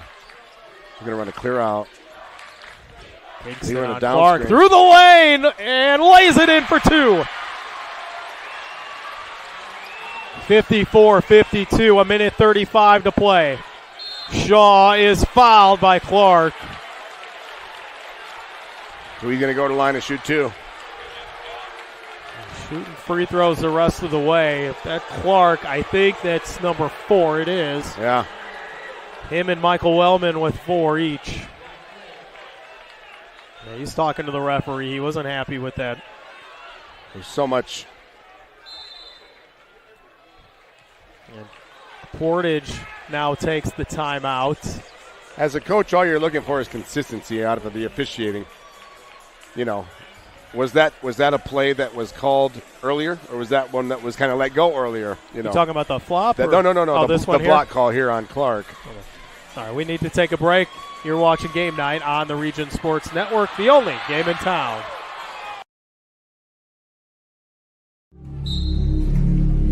Some see a volleyball match. We see a student athlete learning how to be poised under pressure.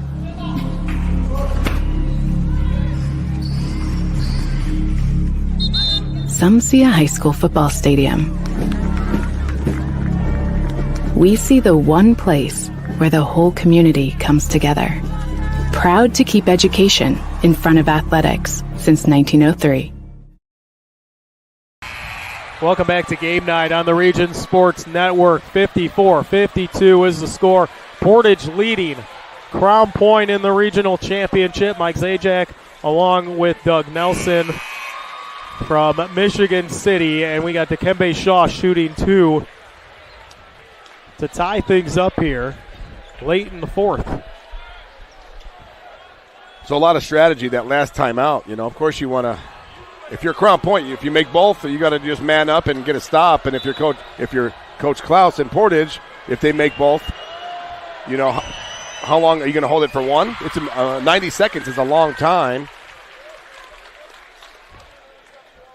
Shaw makes the first. One more to tie. And Crown Point's got a foul to give.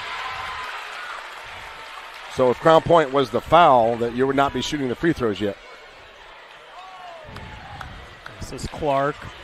He's got 4 fouls, I said, along with Wellman. Michael Wellman and Clark both with 4. There's the freshman Kobe with it. Yeah. How long do they want to wait until they took a shot here? Yeah, That's the question. You got timeouts as well, so he might run it down to like 40 seconds and then call another timeout and then, you know, try to run 15, 20 seconds more timeout. There's a little help side. There's Clark's no help. Going to take it. Clark lays it in. There's no help side there from Crown Point. Portage did a good job of clearing out. Henderlong was open. It's taken away. Evans with the steal. Ooh. Trapped in the corner. He gets it out. Coach Klaus is trying to get a timeout over there. And a timeout taken by Portage. Again, Crown Point still got the foul again before Portage shoots free throws. Henderlong was open in the paint, but Evans came in late from the backside and got the steal. They'll take over 56-54 with about 40 seconds to play. There's the timeout from Portage. And Portage gets the next jump ball. That's a big stat as well. They have the possession. As we welcome you into the broadcast booth, as you can get a wave there from Doug. Camera just in our face that I keep forgetting about. All right, what's the strategy here? Spread the ball. Your Crown Point, you might half-court trap again. You got 3 team fouls. You got a foul yet before you send Crown Point or Portage to the line. Problem is, most of the Portage guys are pretty good free throw shooters. So if I was Crown Point, I'd do a little half-court trap here and try for a steal first, then pick a guy to foul. They get it out to Kobe, but it was knocked away. You know, Evans hasn't had the strongest offensive game today. I just got him down for 3 points, but that is a big-time play. Huge steal.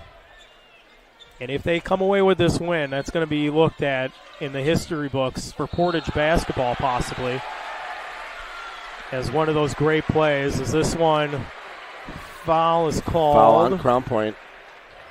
That's the 4th team foul. That's Peters. That's his 4th.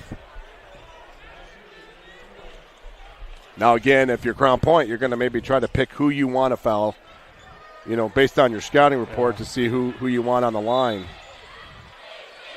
If I'm Crown Point, I'm fouling the freshman. I'm fouling Kobe. Whoa. Oh, lost it and thrown it away. Shaw through the lane. So he's going to shoot two to try to tie it. Foul is called. Foul's called on who? Who's that on? I think it was Kobe. Nope, 14. That's Sam Wellman. That's just his first. So Shaw, first is good.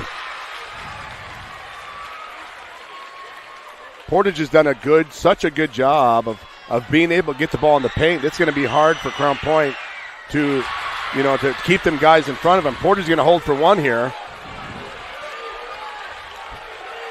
Got to get one stop if you're a Crown Point fan. They're going to go half-court trap, yeah. Almost went for the steal. Lost out of bounds. And that's a one you'd review at the college level. It would be. Right? I mean, from our angle, that looked like it was out maybe on Portage. Stays with the Indians, 25 seconds. They're going to stay in a half-court trap. Yep. Clark. Yeah, they can't get trapped in there to go. Out to Michael Wellman, final 15. It's coming down here.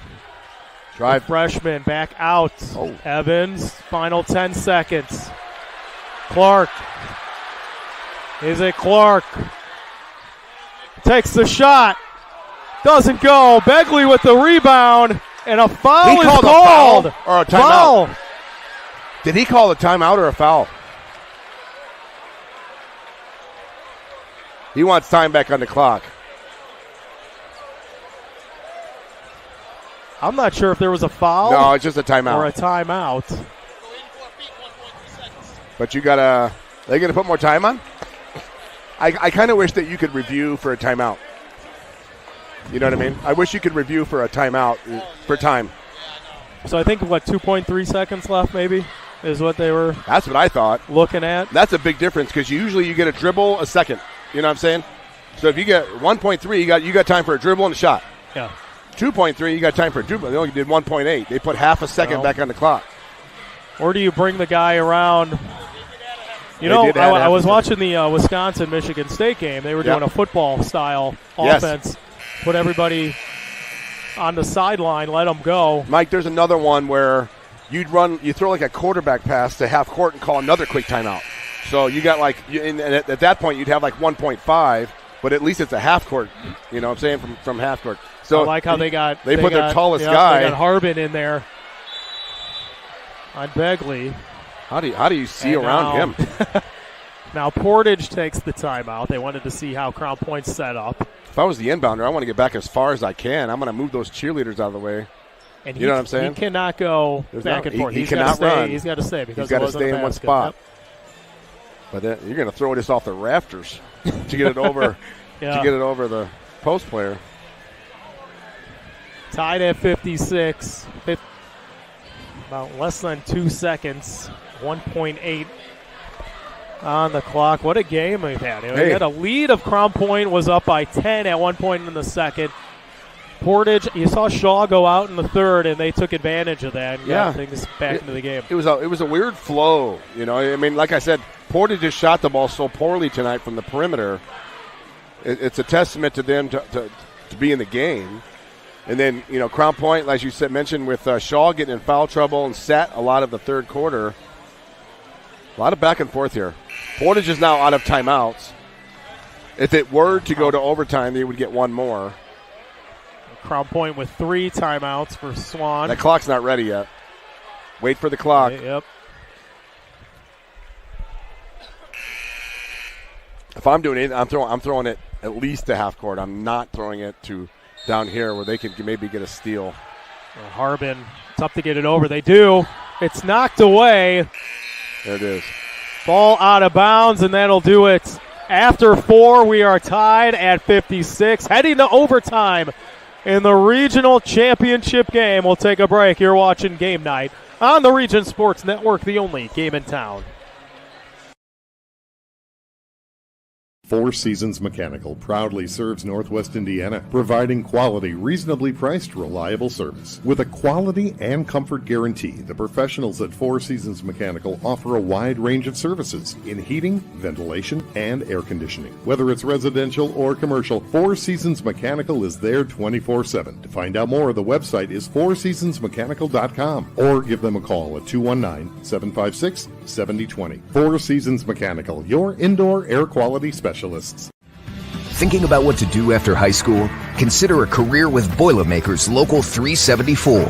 As a Boilermaker apprentice, you'll earn while you learn. We offer excellent wages and benefits, and as part of our no-cost hands-on apprenticeship program, you'll learn from the best in state-of-the-art training centers and on the job. Become a union Boilermaker and get on your way to a great career. Find out more, visit www.local374.org or call 219-845-1000. Welcome back to Game Night on the Region Sports Network. Overtime here in Michigan City for the regional championship, 56-56. And we'll have 4 minutes to declare a winner going to semi-state, moving on. It'll be Michael Wellman is out there, so they bring Harbin out. I see that real quick. It'll be him and Shaw. I can't get over another thing. Crown Point's very young. Yeah. You know what I mean? What experience for them. Tip up, and Crown Point will take it. You know, they're young, but they got experience. Experience in big games, too. Big games, yep. Big game experience. Kingston Rhodes, Shaw, Begley out there. He was not one of the starters. Peters and Mason Darrell for Crown Point. Who's going to take the big shot, Mike? That's the interesting part. And they got guys that'll take it. Darrell will take it. Shaw will take it. How about Kobe out there, the freshman for Portage? He's proven his worth shooting that three. Inside. Well, Wellman with 4 Shaw. fouls. He's got to be careful. Up, doesn't go. Gets the rebound back and put it in for 2 more. Yeah, Wellman's got to be careful with 4. Shaw gets his own rebound. That's what I said earlier about the shooting the 3. Right, you can't get your own rebound down out there. 2-point lead for the Bulldogs. Portage just had a pretty good job, easy job of getting the ball in the paint. There's a cut. There's the cut. Sam Wellman saves it back to Michael. Gotta get it out of that corner. Lost it out of bounds. It's staying with Portage. Don't forget, head over to Catch, where the games are always on and good times never stop. Whether you are here to watch the game or on any of the 27 big screen TVs or enjoying a fantastic food with friends, they got you covered. Catch on the corner of Broadway and 30 in Maryville. Get your catch on. That's a blocking foul foul called on Shaw. Yeah. Yep. When they've made an effort to drive north-south, they've done a very good job. They've had good success with that. It'll send Wellman to the line. But still, I don't like that baseline. And now Shaw has to be careful because that's 4 on him. First one good for Wellman. You wonder with the foul trouble on both teams how that changes their strategy as far as maybe being more patient with the basketball, right? You don't want so many possessions. Wellman ties it up at 58. 2:40 to play here in overtime. Yeah, I think for Portage defense, there's a couple guys you can help off of. Because I think either Darrell or Shaw is probably going to take this shot.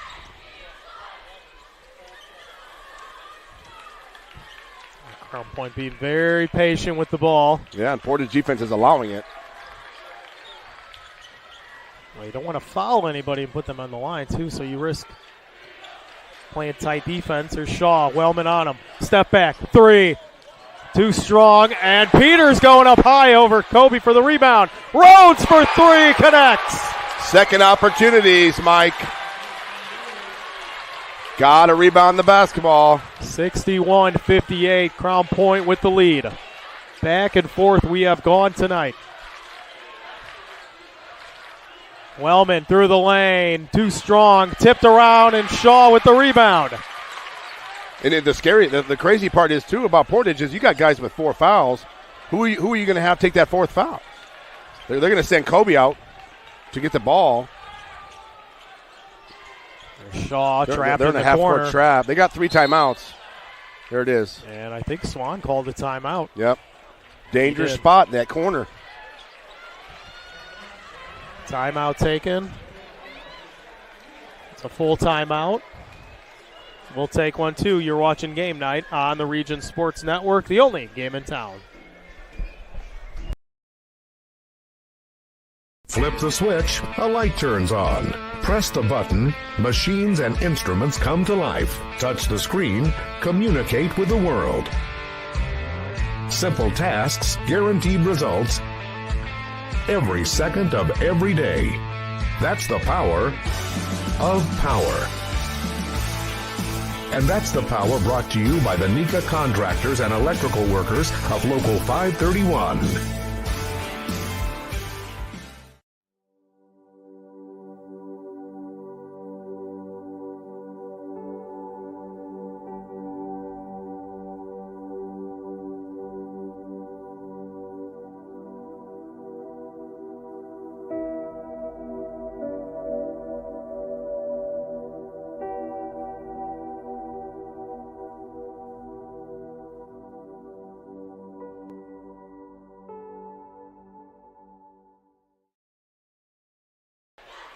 Welcome back to Game Night on the Region Sports Network. 61-58, Crown Point with the lead over Portage in the regional championship game.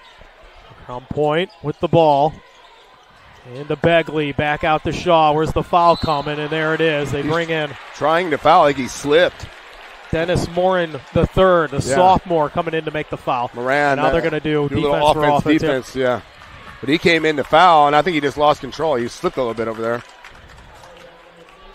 So Wellman and Clark came out on that possession. So they'll come back in to play offense. First one doesn't go for Shaw. It's a big miss. I think that's his first free throw miss of the game. Yeah. It's a big one, making a 2-possession game.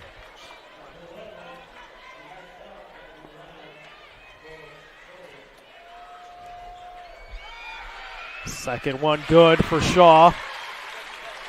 It's a 4-point lead now. 2-possession game for Crown Point. 1:08 to play. Back door. There it is. Wellman swatted away from Shaw. Goes back up, loses it, and Rhodes comes away with it. Trapped in the corner. Timeout. And a timeout taken by Swan. And how big are those timeouts to have here? Well, they're huge. I think Portage has got 1 left, and I think Crown Point's got 2. But again, I just don't like how they dribble down to the corner. You know what I mean? And they've done it multiple times in this overtime, including the fourth quarter. Yeah, both teams have really worked the baseline area, and I know, again, I just think the basketball gets stuck down there. But if it's hard, it's also a hard place to inbound the ball. Yeah, that corner area. Yeah, right in front of the student section, and then you've got the bench because you're really tucked in a corner, and you don't have so much room to work with. A lot of teams, what they end up doing here is they end up running to the ball, and they don't use the whole court. I'm sure Coach Swan has got something where they can use the whole court, right? It doesn't hurt them to throw back the other direction. They actually get it out where holy cow, Coach took the timeout. I thought it was way down here in the corner. Yeah, that I'm not sure. We got to check with our rules official maybe. Well, Shaw's going to take it out, a 4-point lead for Crown Point. Portage gets the next jump ball.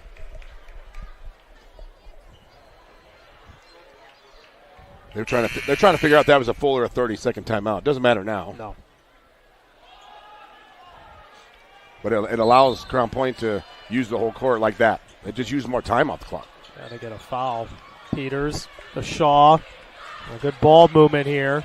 48 seconds. Peters. Begley left open in the paint. Great ball movement by the Bulldogs. They lead by 6. There was no dribbles there.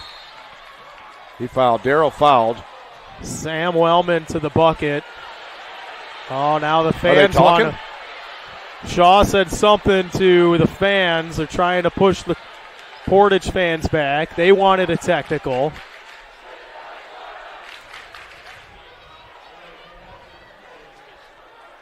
Well, Sam Wellman's going to shoot 2.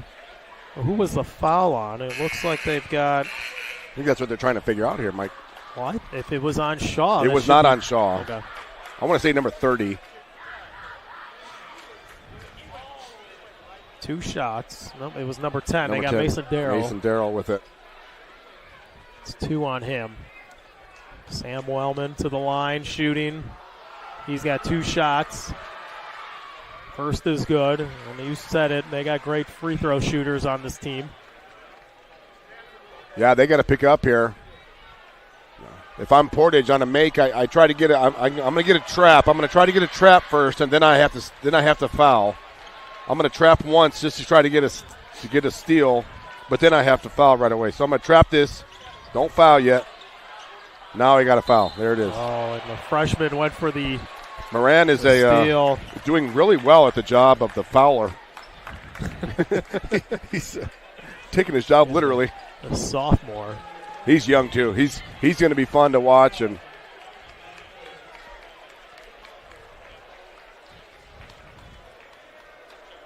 so Rhodes to the line, shooting 2.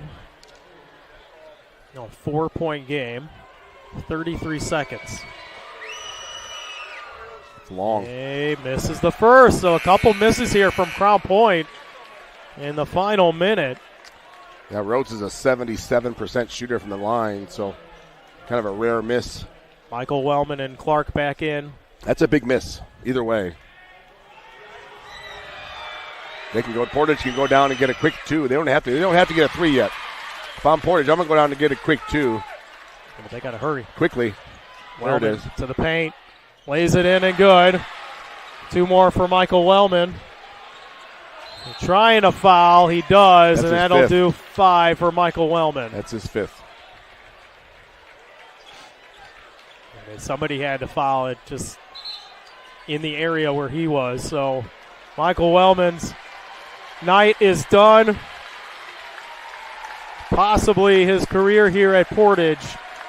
The Indians trail 65-62. Gets a nice hand from the Portage fans. That's their leading scorer that just gave himself up to stop the clock. I mean, that's a captain. That's a leader. That's a leader right there. First is good for Rhodes. Back to a 4-point game. I think at your Portage, you got to get the first. You might do a little high drag screen and get the first quick shot. If it's a 2, it's a 2. If it's a 3, it's a 3. But you got to go either way. You got to score real quick here. And Crown Point's in a half-court trap. I love when people do that. Almost threw it away. Freshman comes away with it. Through the lane, floating one up. No good from Carter Kobe, the sophomore. Taken away by Crown Point, and that should do it about here. And you call that. I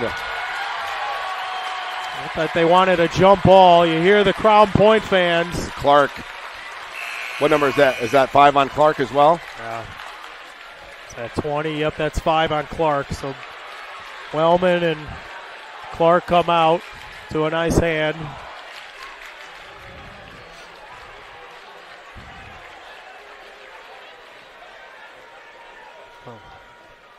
First one missed from Shaw. Coach Swan's unhappy with a couple of Crown Point guys because they're talking to the Portage student section. You're getting ready to cut down the regional championship net, and you're over there talking with the Portage student section. I just don't. He got him out of there quickly, probably for his own safety. Shaw making both. 6-point lead. Evans. Kobe, they're going to call it. Now they call the jump ball. Now you call a jump ball. They cannot believe it. The fans of Portage, they wanted a jump ball on the other side. Coach Klaus is going to do the classy thing, get his guys off the floor. Give him one more second of recognition. You got some the Wellman brothers and Amari Evans. The seniors get him off the floor. Give him a little hug there. Carter Kobe coming on. Hacker, we saw him earlier. He's coming in. Kobe from deep. That'll do it. 68. 62 is the final score. And Crown Point, your 2025 regional champions here at Michigan City. What a great game, Doug. I mean, back and forth we went most of the game. We got some scrummage over there in the Portage side with Crown Point. 6-point win for the Crown Point Bulldogs. They're moving on to semi-state once again. Can Clint Swan get a victory? It came up short last year. Michael Wellman seeing Clint Swan over there, gives him a nice hug. Could have gone either way, Mike. And Yeah. I know that was your last broadcast, so but what a classic, you know what I mean, for you to go out on. Here come the Hey, fans. What's up, man? Student section out on the court now for Crown Point. Good luck to the Bulldogs. They're going to be a tough out, but that North semi-state next week is hard. That's a challenge, and that's kind of where you where the rubber meets the road, because you start playing some North Side Indianapolis teams, and and then that's where Crown Point's road ended last year. But They've got the talent to do it, though. I think with Shaw, you've got. I mean, we didn't really see much out of Mason Darrell here tonight. He put up, 20 points in the game before. He averages quite a bit as well, so he'll need to step up next time they play. Shaw's got to keep continuing doing what he's doing. Yeah, they got playmakers. When you have, again, when you have the weapons of Shaw, who can play inside and outside, and he's such a weapon and a threat and a force on both sides of the court, you got a chance, But again, when you go down in that, and again, I'm not taking anything away from Crown Point, but in Coach Schwan will tell you, Fishers has, the teams that he's going to face next, they have like 3 or 4 Dikembe shots. Hey, but no, congratulations to Crown Point. Enjoy it tonight. You're going to have a fun week of prep. Congratulations to Portage on a historic season. Won the DAC. And to win the sectional for the first time in 24 years. Game could have gone either way. I mean, it was overtime. It was just that kind of game. It's one of those games you hate to see somebody had to lose. Let's take a look at the scoring here. With Crown Point, Shaw finished with 27, Rhodes with 20. Crown Point finished shooting 42% from beyond the arc. They made 47% of their shots. Portage, 40% from 3. Would you have liked to maybe... 34%. That was all those missed bunnies down low. Second opportunities, that kind of thing. Free throws. Crown Point a little struggled down the end, but they finished at 67%. Portage with 75%. Are you surprised Portage didn't shoot a little bit more threes? They only shot 10 compared to the 19 of Crown Point. Well, they were getting the ball in the paint, though. They weren't knocking him down. I mean, and then they got to the free throw line. They shot that many free throw line or some attempts. What is that, 28 or is that 20? 24. What is this? 24. So they shot 6 more than Crown Point. So and a lot of people were in foul trouble. So the plan was working. It's just the ball didn't go in the hole. And the games where they had trouble this year, like when they lost to Chesterton to be the outright sectional champions, they didn't shoot it well. And I thought Crown Point's defense played very well tonight. They challenged a lot of shots. They funneled to the baseline. I know I kept mentioning the baseline all night.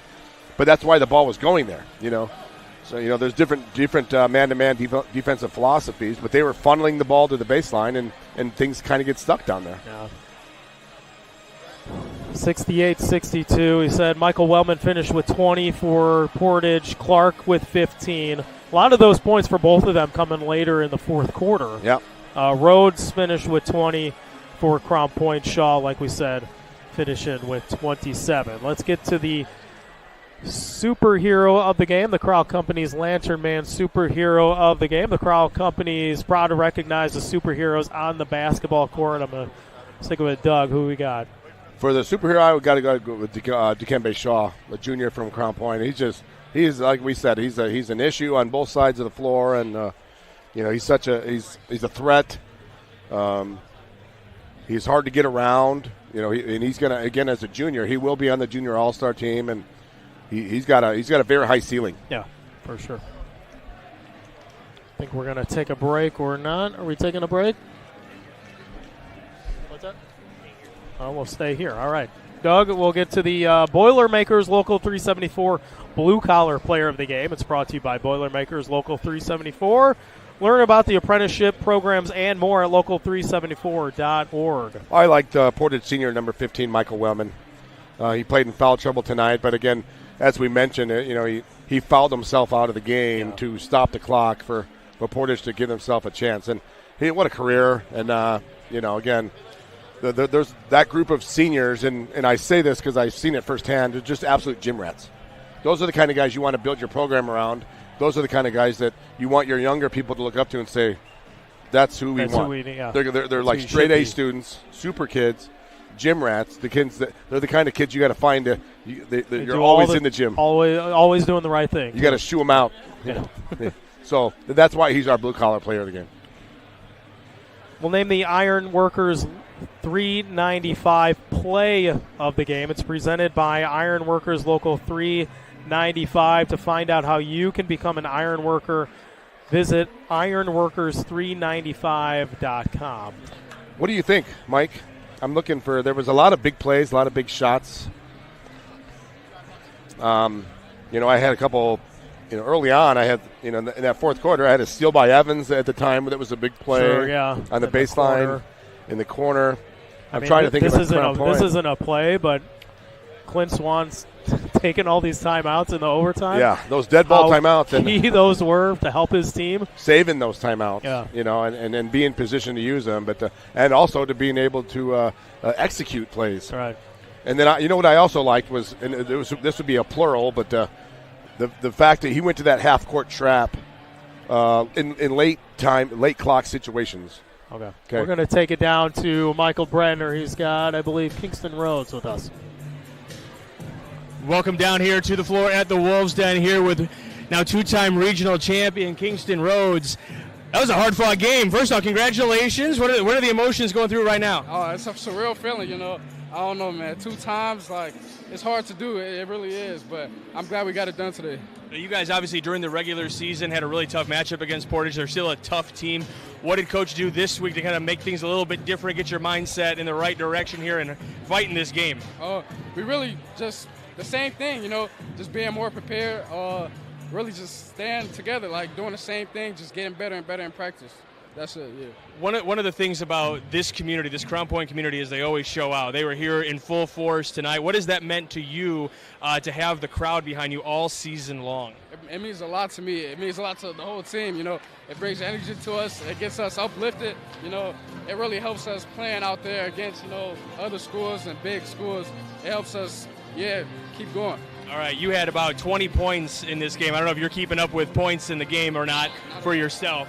But, quite a few. I don't know if they're whistling at me or not. All right, just making sure. But your shot selection tonight was pretty on point. Quite a few threes out there. You found yourself open quite a bit.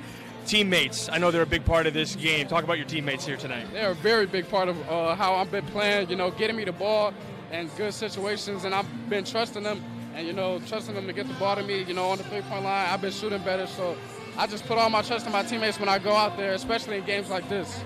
All right, so another chance at semi-state. Obviously, last year kind of got the wrong end of that one. What's kind of the mentality you think is going to be going into? You're going to celebrate tonight, but you're looking ahead for next week. Just being prepared, being locked in, dialed in. This is going to be our second time going there. We just got to keep the same energy and be focused again. All right, so when you go into the locker room, who's going to have the best dance moves in there? I want to say Coach, but I don't know. Yeah, I think it's going to be Coach. Coach, he might do a little groovy something. I don't know. Okay. He probably will, though. Yeah. All right. Well, we're going to see you on the square a little bit later on. I'm sure you guys get a chance to go around the square, which is always a fun part of it. Oh, yeah, that's the best part. I love it. I can't wait. All right. Well, congratulations. We will see you at semi-state next week. All right, we'll send it back to you guys upstairs. Welcome back up here to the booth. Michael visiting with Kingston Rhodes as he's going to head over now to cut the nets as Crown Point is cutting down the net as a team there, taking their turns. It's something you're always going to cherish. You're always going to keep for almost for the rest of your life. Sure. That little piece that you're getting from the net, and then of course we'll have Coach Swan's going to take down. It's a replay of This is what I think Kingston Rhodes was talking about with Michael Down low, just that pat behind the back. There's your play of the game. There's your play of the game. My there's fault. Your Ironworkers 395 play of the game. Thanks, Justin, for reminding us. We were thinking of something. I knew it. You knew it was there. Yes. But that was a great play to pretty much seal the deal. They were moving the ball around so well, and that was one of those possessions where they didn't even dribble. Yeah. It was just all passes.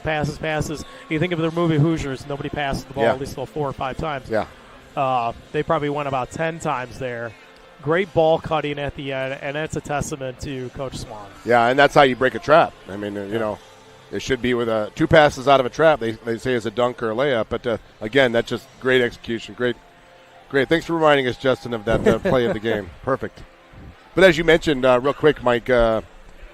You hear of guys that go and play in the pros, and they play at the next level or play professionally, and you talk about it, and there's like the best memories they've ever had is playing with their high school buddies. Yeah. You know what I'm saying? Sure. I mean, this stuff just sticks forever. I want to again. I'm not trying to homer it, but historic season for Portage. Yeah. And how it brings the community together. I think that a lot of schools need something to cheer for.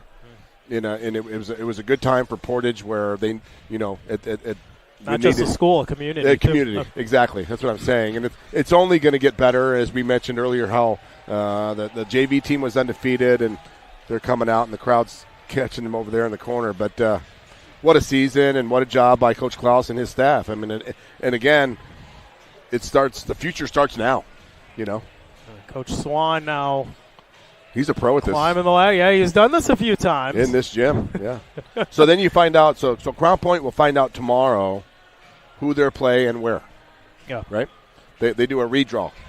They change it. It's kind of how they've changed the postseason tournament for the IHSAA. But congrats to Coach Swan and his staff. Coach Swan is one of the more respected coaches in the region.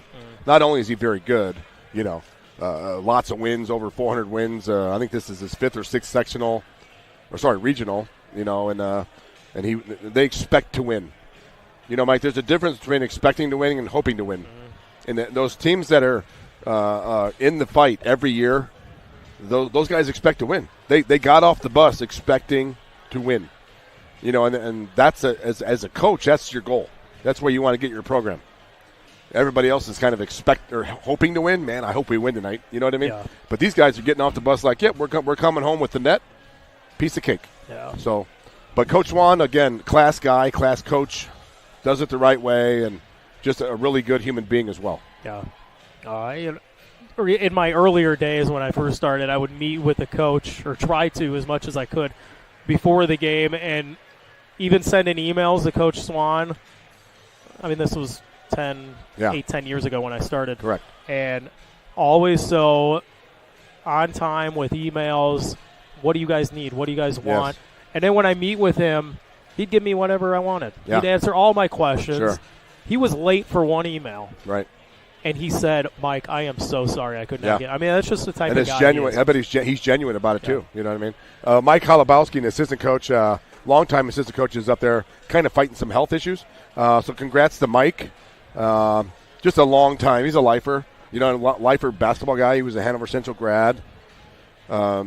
Just another great human being. You know what I mean? And that rubs off on your younger people. You know what I'm saying? Yeah. So those are the kind of people you want on your staff. And those are the type of people, you want on your staff, and your parents putting your trust in. Yes. When you send your kid for, 3-4 hours after school. Yep. Weekend trips like it was today.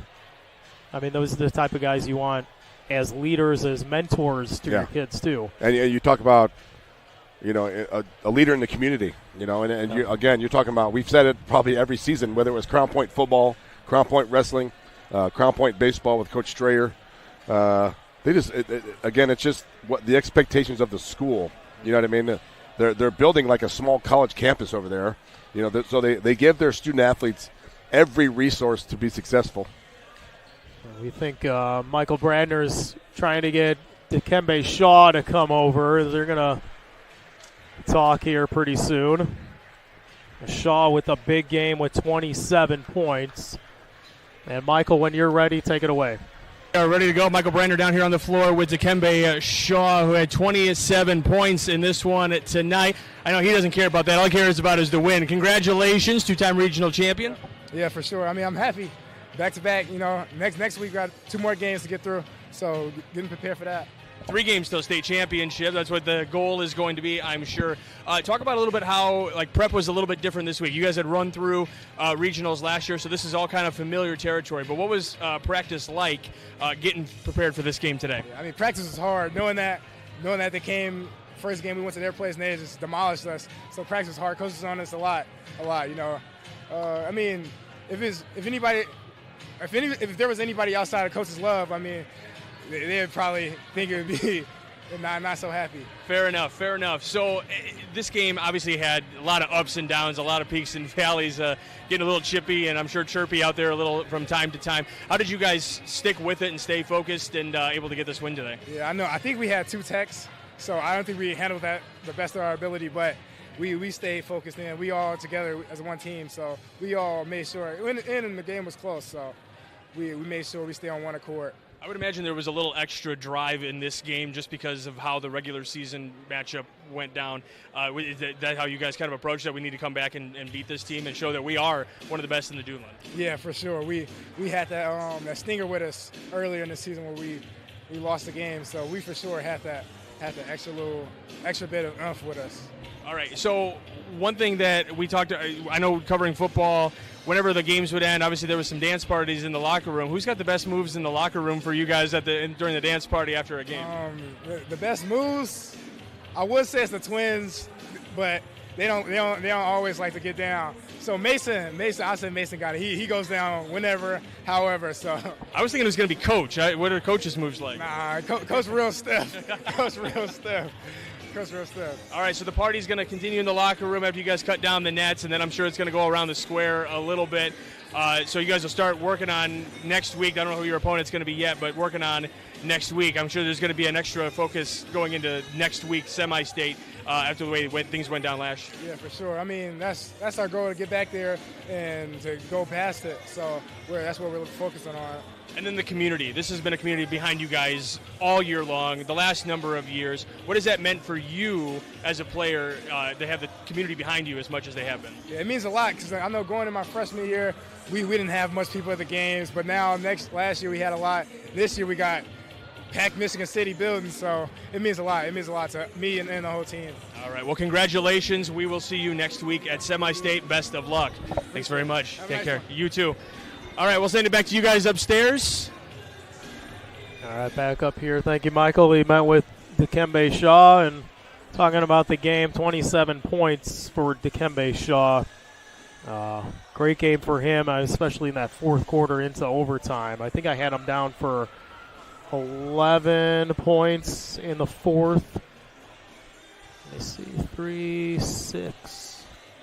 10 in the first quarter, just two in that third because he was sitting most of that time with the 4 fouls. Yeah, again, that's why, Coach Juan is over 400 wins, but that's rolling the dice there, taking a chance. And, that when you have the lead that they had, that allows them, that cushion allowed them to do that, but that could have been south. That could have gone south quickly. And at the time, he only had 2 fouls, correct? I believe so. It was, he finished, I got him down for 4 fouls. Yeah. That he ended up with. But Shaw, just a junior. He'll be back. He'll be back next year. And again, he's got a very high ceiling and junior all-star. He will be a junior all-star. He's built, Yeah, he's definitely a big kid. He's big, strong, and then they're at 6'7". Yeah. And you said he can shoot the 3, but you want to see him more so down in the paint. Yeah, that's just me. That's my old time, get off my lawn, old man thing. But, just that way you can rebound. That's all. And he had a couple, 2 or 3 put-back baskets that he wouldn't have got if he was out shooting the 3. I think we're going to try and get Coach Swan here pretty soon as Michael's walking over to the other broadcast booth as Coach is now going to the other side. Let's see what Swanee wants to do here. He's yelling at somebody down on the court. Still cutting down the nets here. The cheerleaders have cut down the net on the far side of the court. And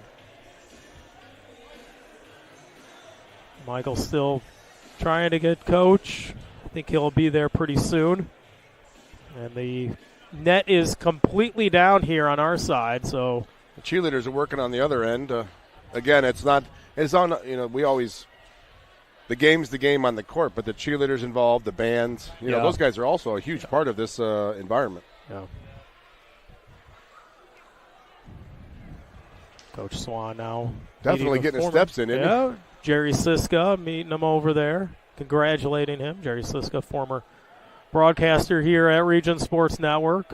Coach Swan is now running around the balcony area. See, now he feels like he's late. Michael's rushing him, and he's coming over here. I'll give him my headset. You guys want to talk to him? You want to talk to him? Or you're more basketball knowledgeable than me. So whatever you guys want to do. I'm sure Mike will too. Yeah. We'll let Brander do it. You do it. It's your last one. That's all right. Coach, congratulations.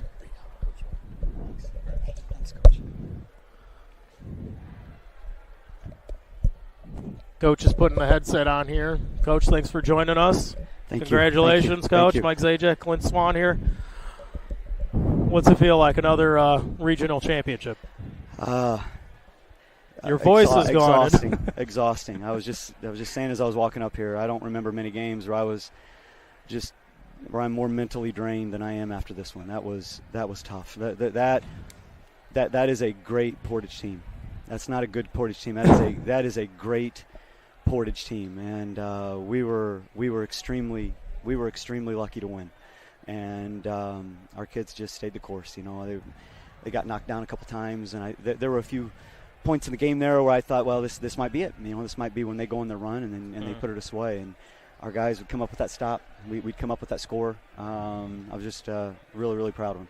I was telling Doug during the half or all overtime there, you had kept most of your timeouts there, which was really nice to have, and those were some key points that you were able to call a timeout in those much-needed times. You had the ball in the corner there where you got trapped. And then was that a designed around-the-back pass from to Peters? What was that? It was a designed give Coach Swan a heart attack is what it was. Colby made a great play. He made a great play there and was able to complete the pass. The timeouts, I drive my assistants crazy. They want me to call them early in the game, but I like saving them for these moments. And the kids did a good job taking care of the ball when we needed to. Michael? Coach, you've done this long enough to know that, yes, that was a set play. You've done this long enough. Just structure it up. The only difference is I think 2 months ago it probably would have ended up in the fourth row. This time he took his time and delivered it. So excellent. I want you to be able to give some love to your coaching staff because you have one of the best in the area, not only here at the varsity level, the high school level, but you have a tremendous middle school level and youth program as well. I know you want to probably give them some, like I said, I know you don't like the attention on you. You want it on the players and everybody else. So give some love to those coaches right now. I know you have a good middle school program. We'd be here all night if I told you what those guys do for me. Mike Holubowski has been with me this is his 18th year with me. Jake Argenta has just been in and out of the trenches at multiple programs. And then, Felix Meeks and Eric Beard, those four guys, they've just been fantastic. And, we kind of shared the scout responsibility since it was just one team that we were preparing for. But it worked out, and but we were so lucky that I have that kind of coaching staff lending their expertise and credibility to getting ready for such a huge game. Coach, you've had this community behind you for a number of years now, and so far this year, I mean, they are showing out big time. What has that meant to you on the sidelines, and what when you guys go around the square a little bit later on tonight? It's going to be impressive to watch. I was worried a little bit this week. The game's on Saturday. There's no lead-up game to it. I didn't know how they would turn out, and it's great. We're just trying to make a name for ourselves here. We're fighting for turf. with the great programs that are in this area, and to get through here 2 years in a row and to see the community show up the way they did is it's really gratifying. Now, Coach Buzz also is known for some pretty good dance moves after a big win. What kind of dance moves are you pulling in the locker room, and why are we not seeing video of this as of yet? You might see me just curl up in a ball and start sucking my thumb or something. I am just tanked after that one. I am completely done. It was I'm exhausted. I think the kids are too. Coach, looking ahead, you'll find out, I think, tomorrow who you play. When do you start to prep? We'll start thinking about that tomorrow. I don't even know the timeline right now. Yeah. I don't know when the draw comes out. I think it's tomorrow afternoon. We'll give the guys off on Monday, so obviously nothing tomorrow. We'll give them off on Monday, try to take care of as many logistics as we can, and start getting ready for the remote practice and start planning who we're going to play. Coach, best of luck to you and congratulations. Appreciate you. Thank you. Yep. Coach Clint Swan of Crown Point joining us here. 68-62, Crown Point, regional champions in overtime. Doug's going to join me back here. Did you have a chance to listen to what he said? Not sure if you could hear from over there. Well, I could not, but knowing Coach Swan, there's not too many guys as modest as he is. So, but again, as Mike mentioned about the importance of a good coaching staff, and it's just hard to have. It's hard to have good assistants who are loyal and not trying to,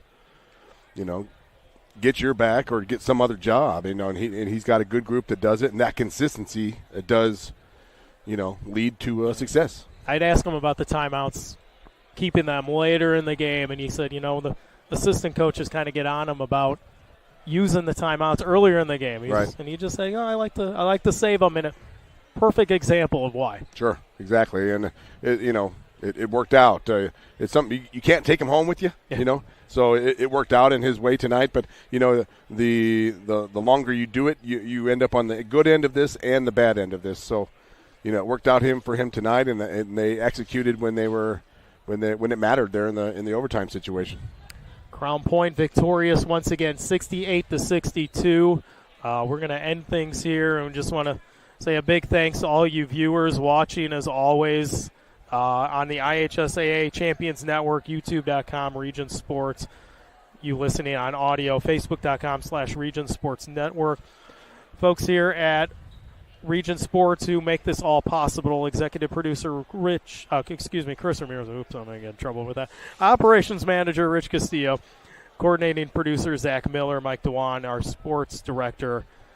Justin Cole, great job as always producing on the camera. We've got two guys out there, Clint Klaus and Zach Zanelli on the camera. Special thanks to Portage coach Brian Klaus and Crown Point's Clint Swan, the athletic directors at both schools, Brett St. Germain, Bill Derula at Crown Point. For Doug. Yeah, one real Mike. quick, I want to thank Jim Nelson, who was here helping us with rules analysis. Rules analyst was great. Helped us out here. Yeah. So, gentlemen, it was fun. For Doug Nelson, you're going to make me cry. Mike Brandner, you're not going to cry. You're right. 68-62 is the final. You've been watching Game Night on the Region Sports Network, the only game in town.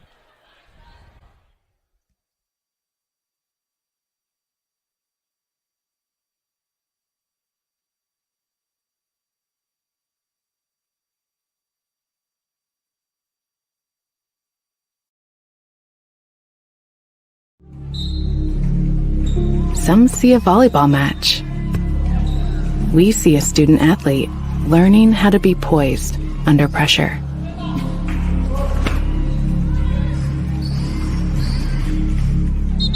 Some see a high school football stadium. We see the one place where the whole community comes together. Proud to keep education in front of athletics since 1903.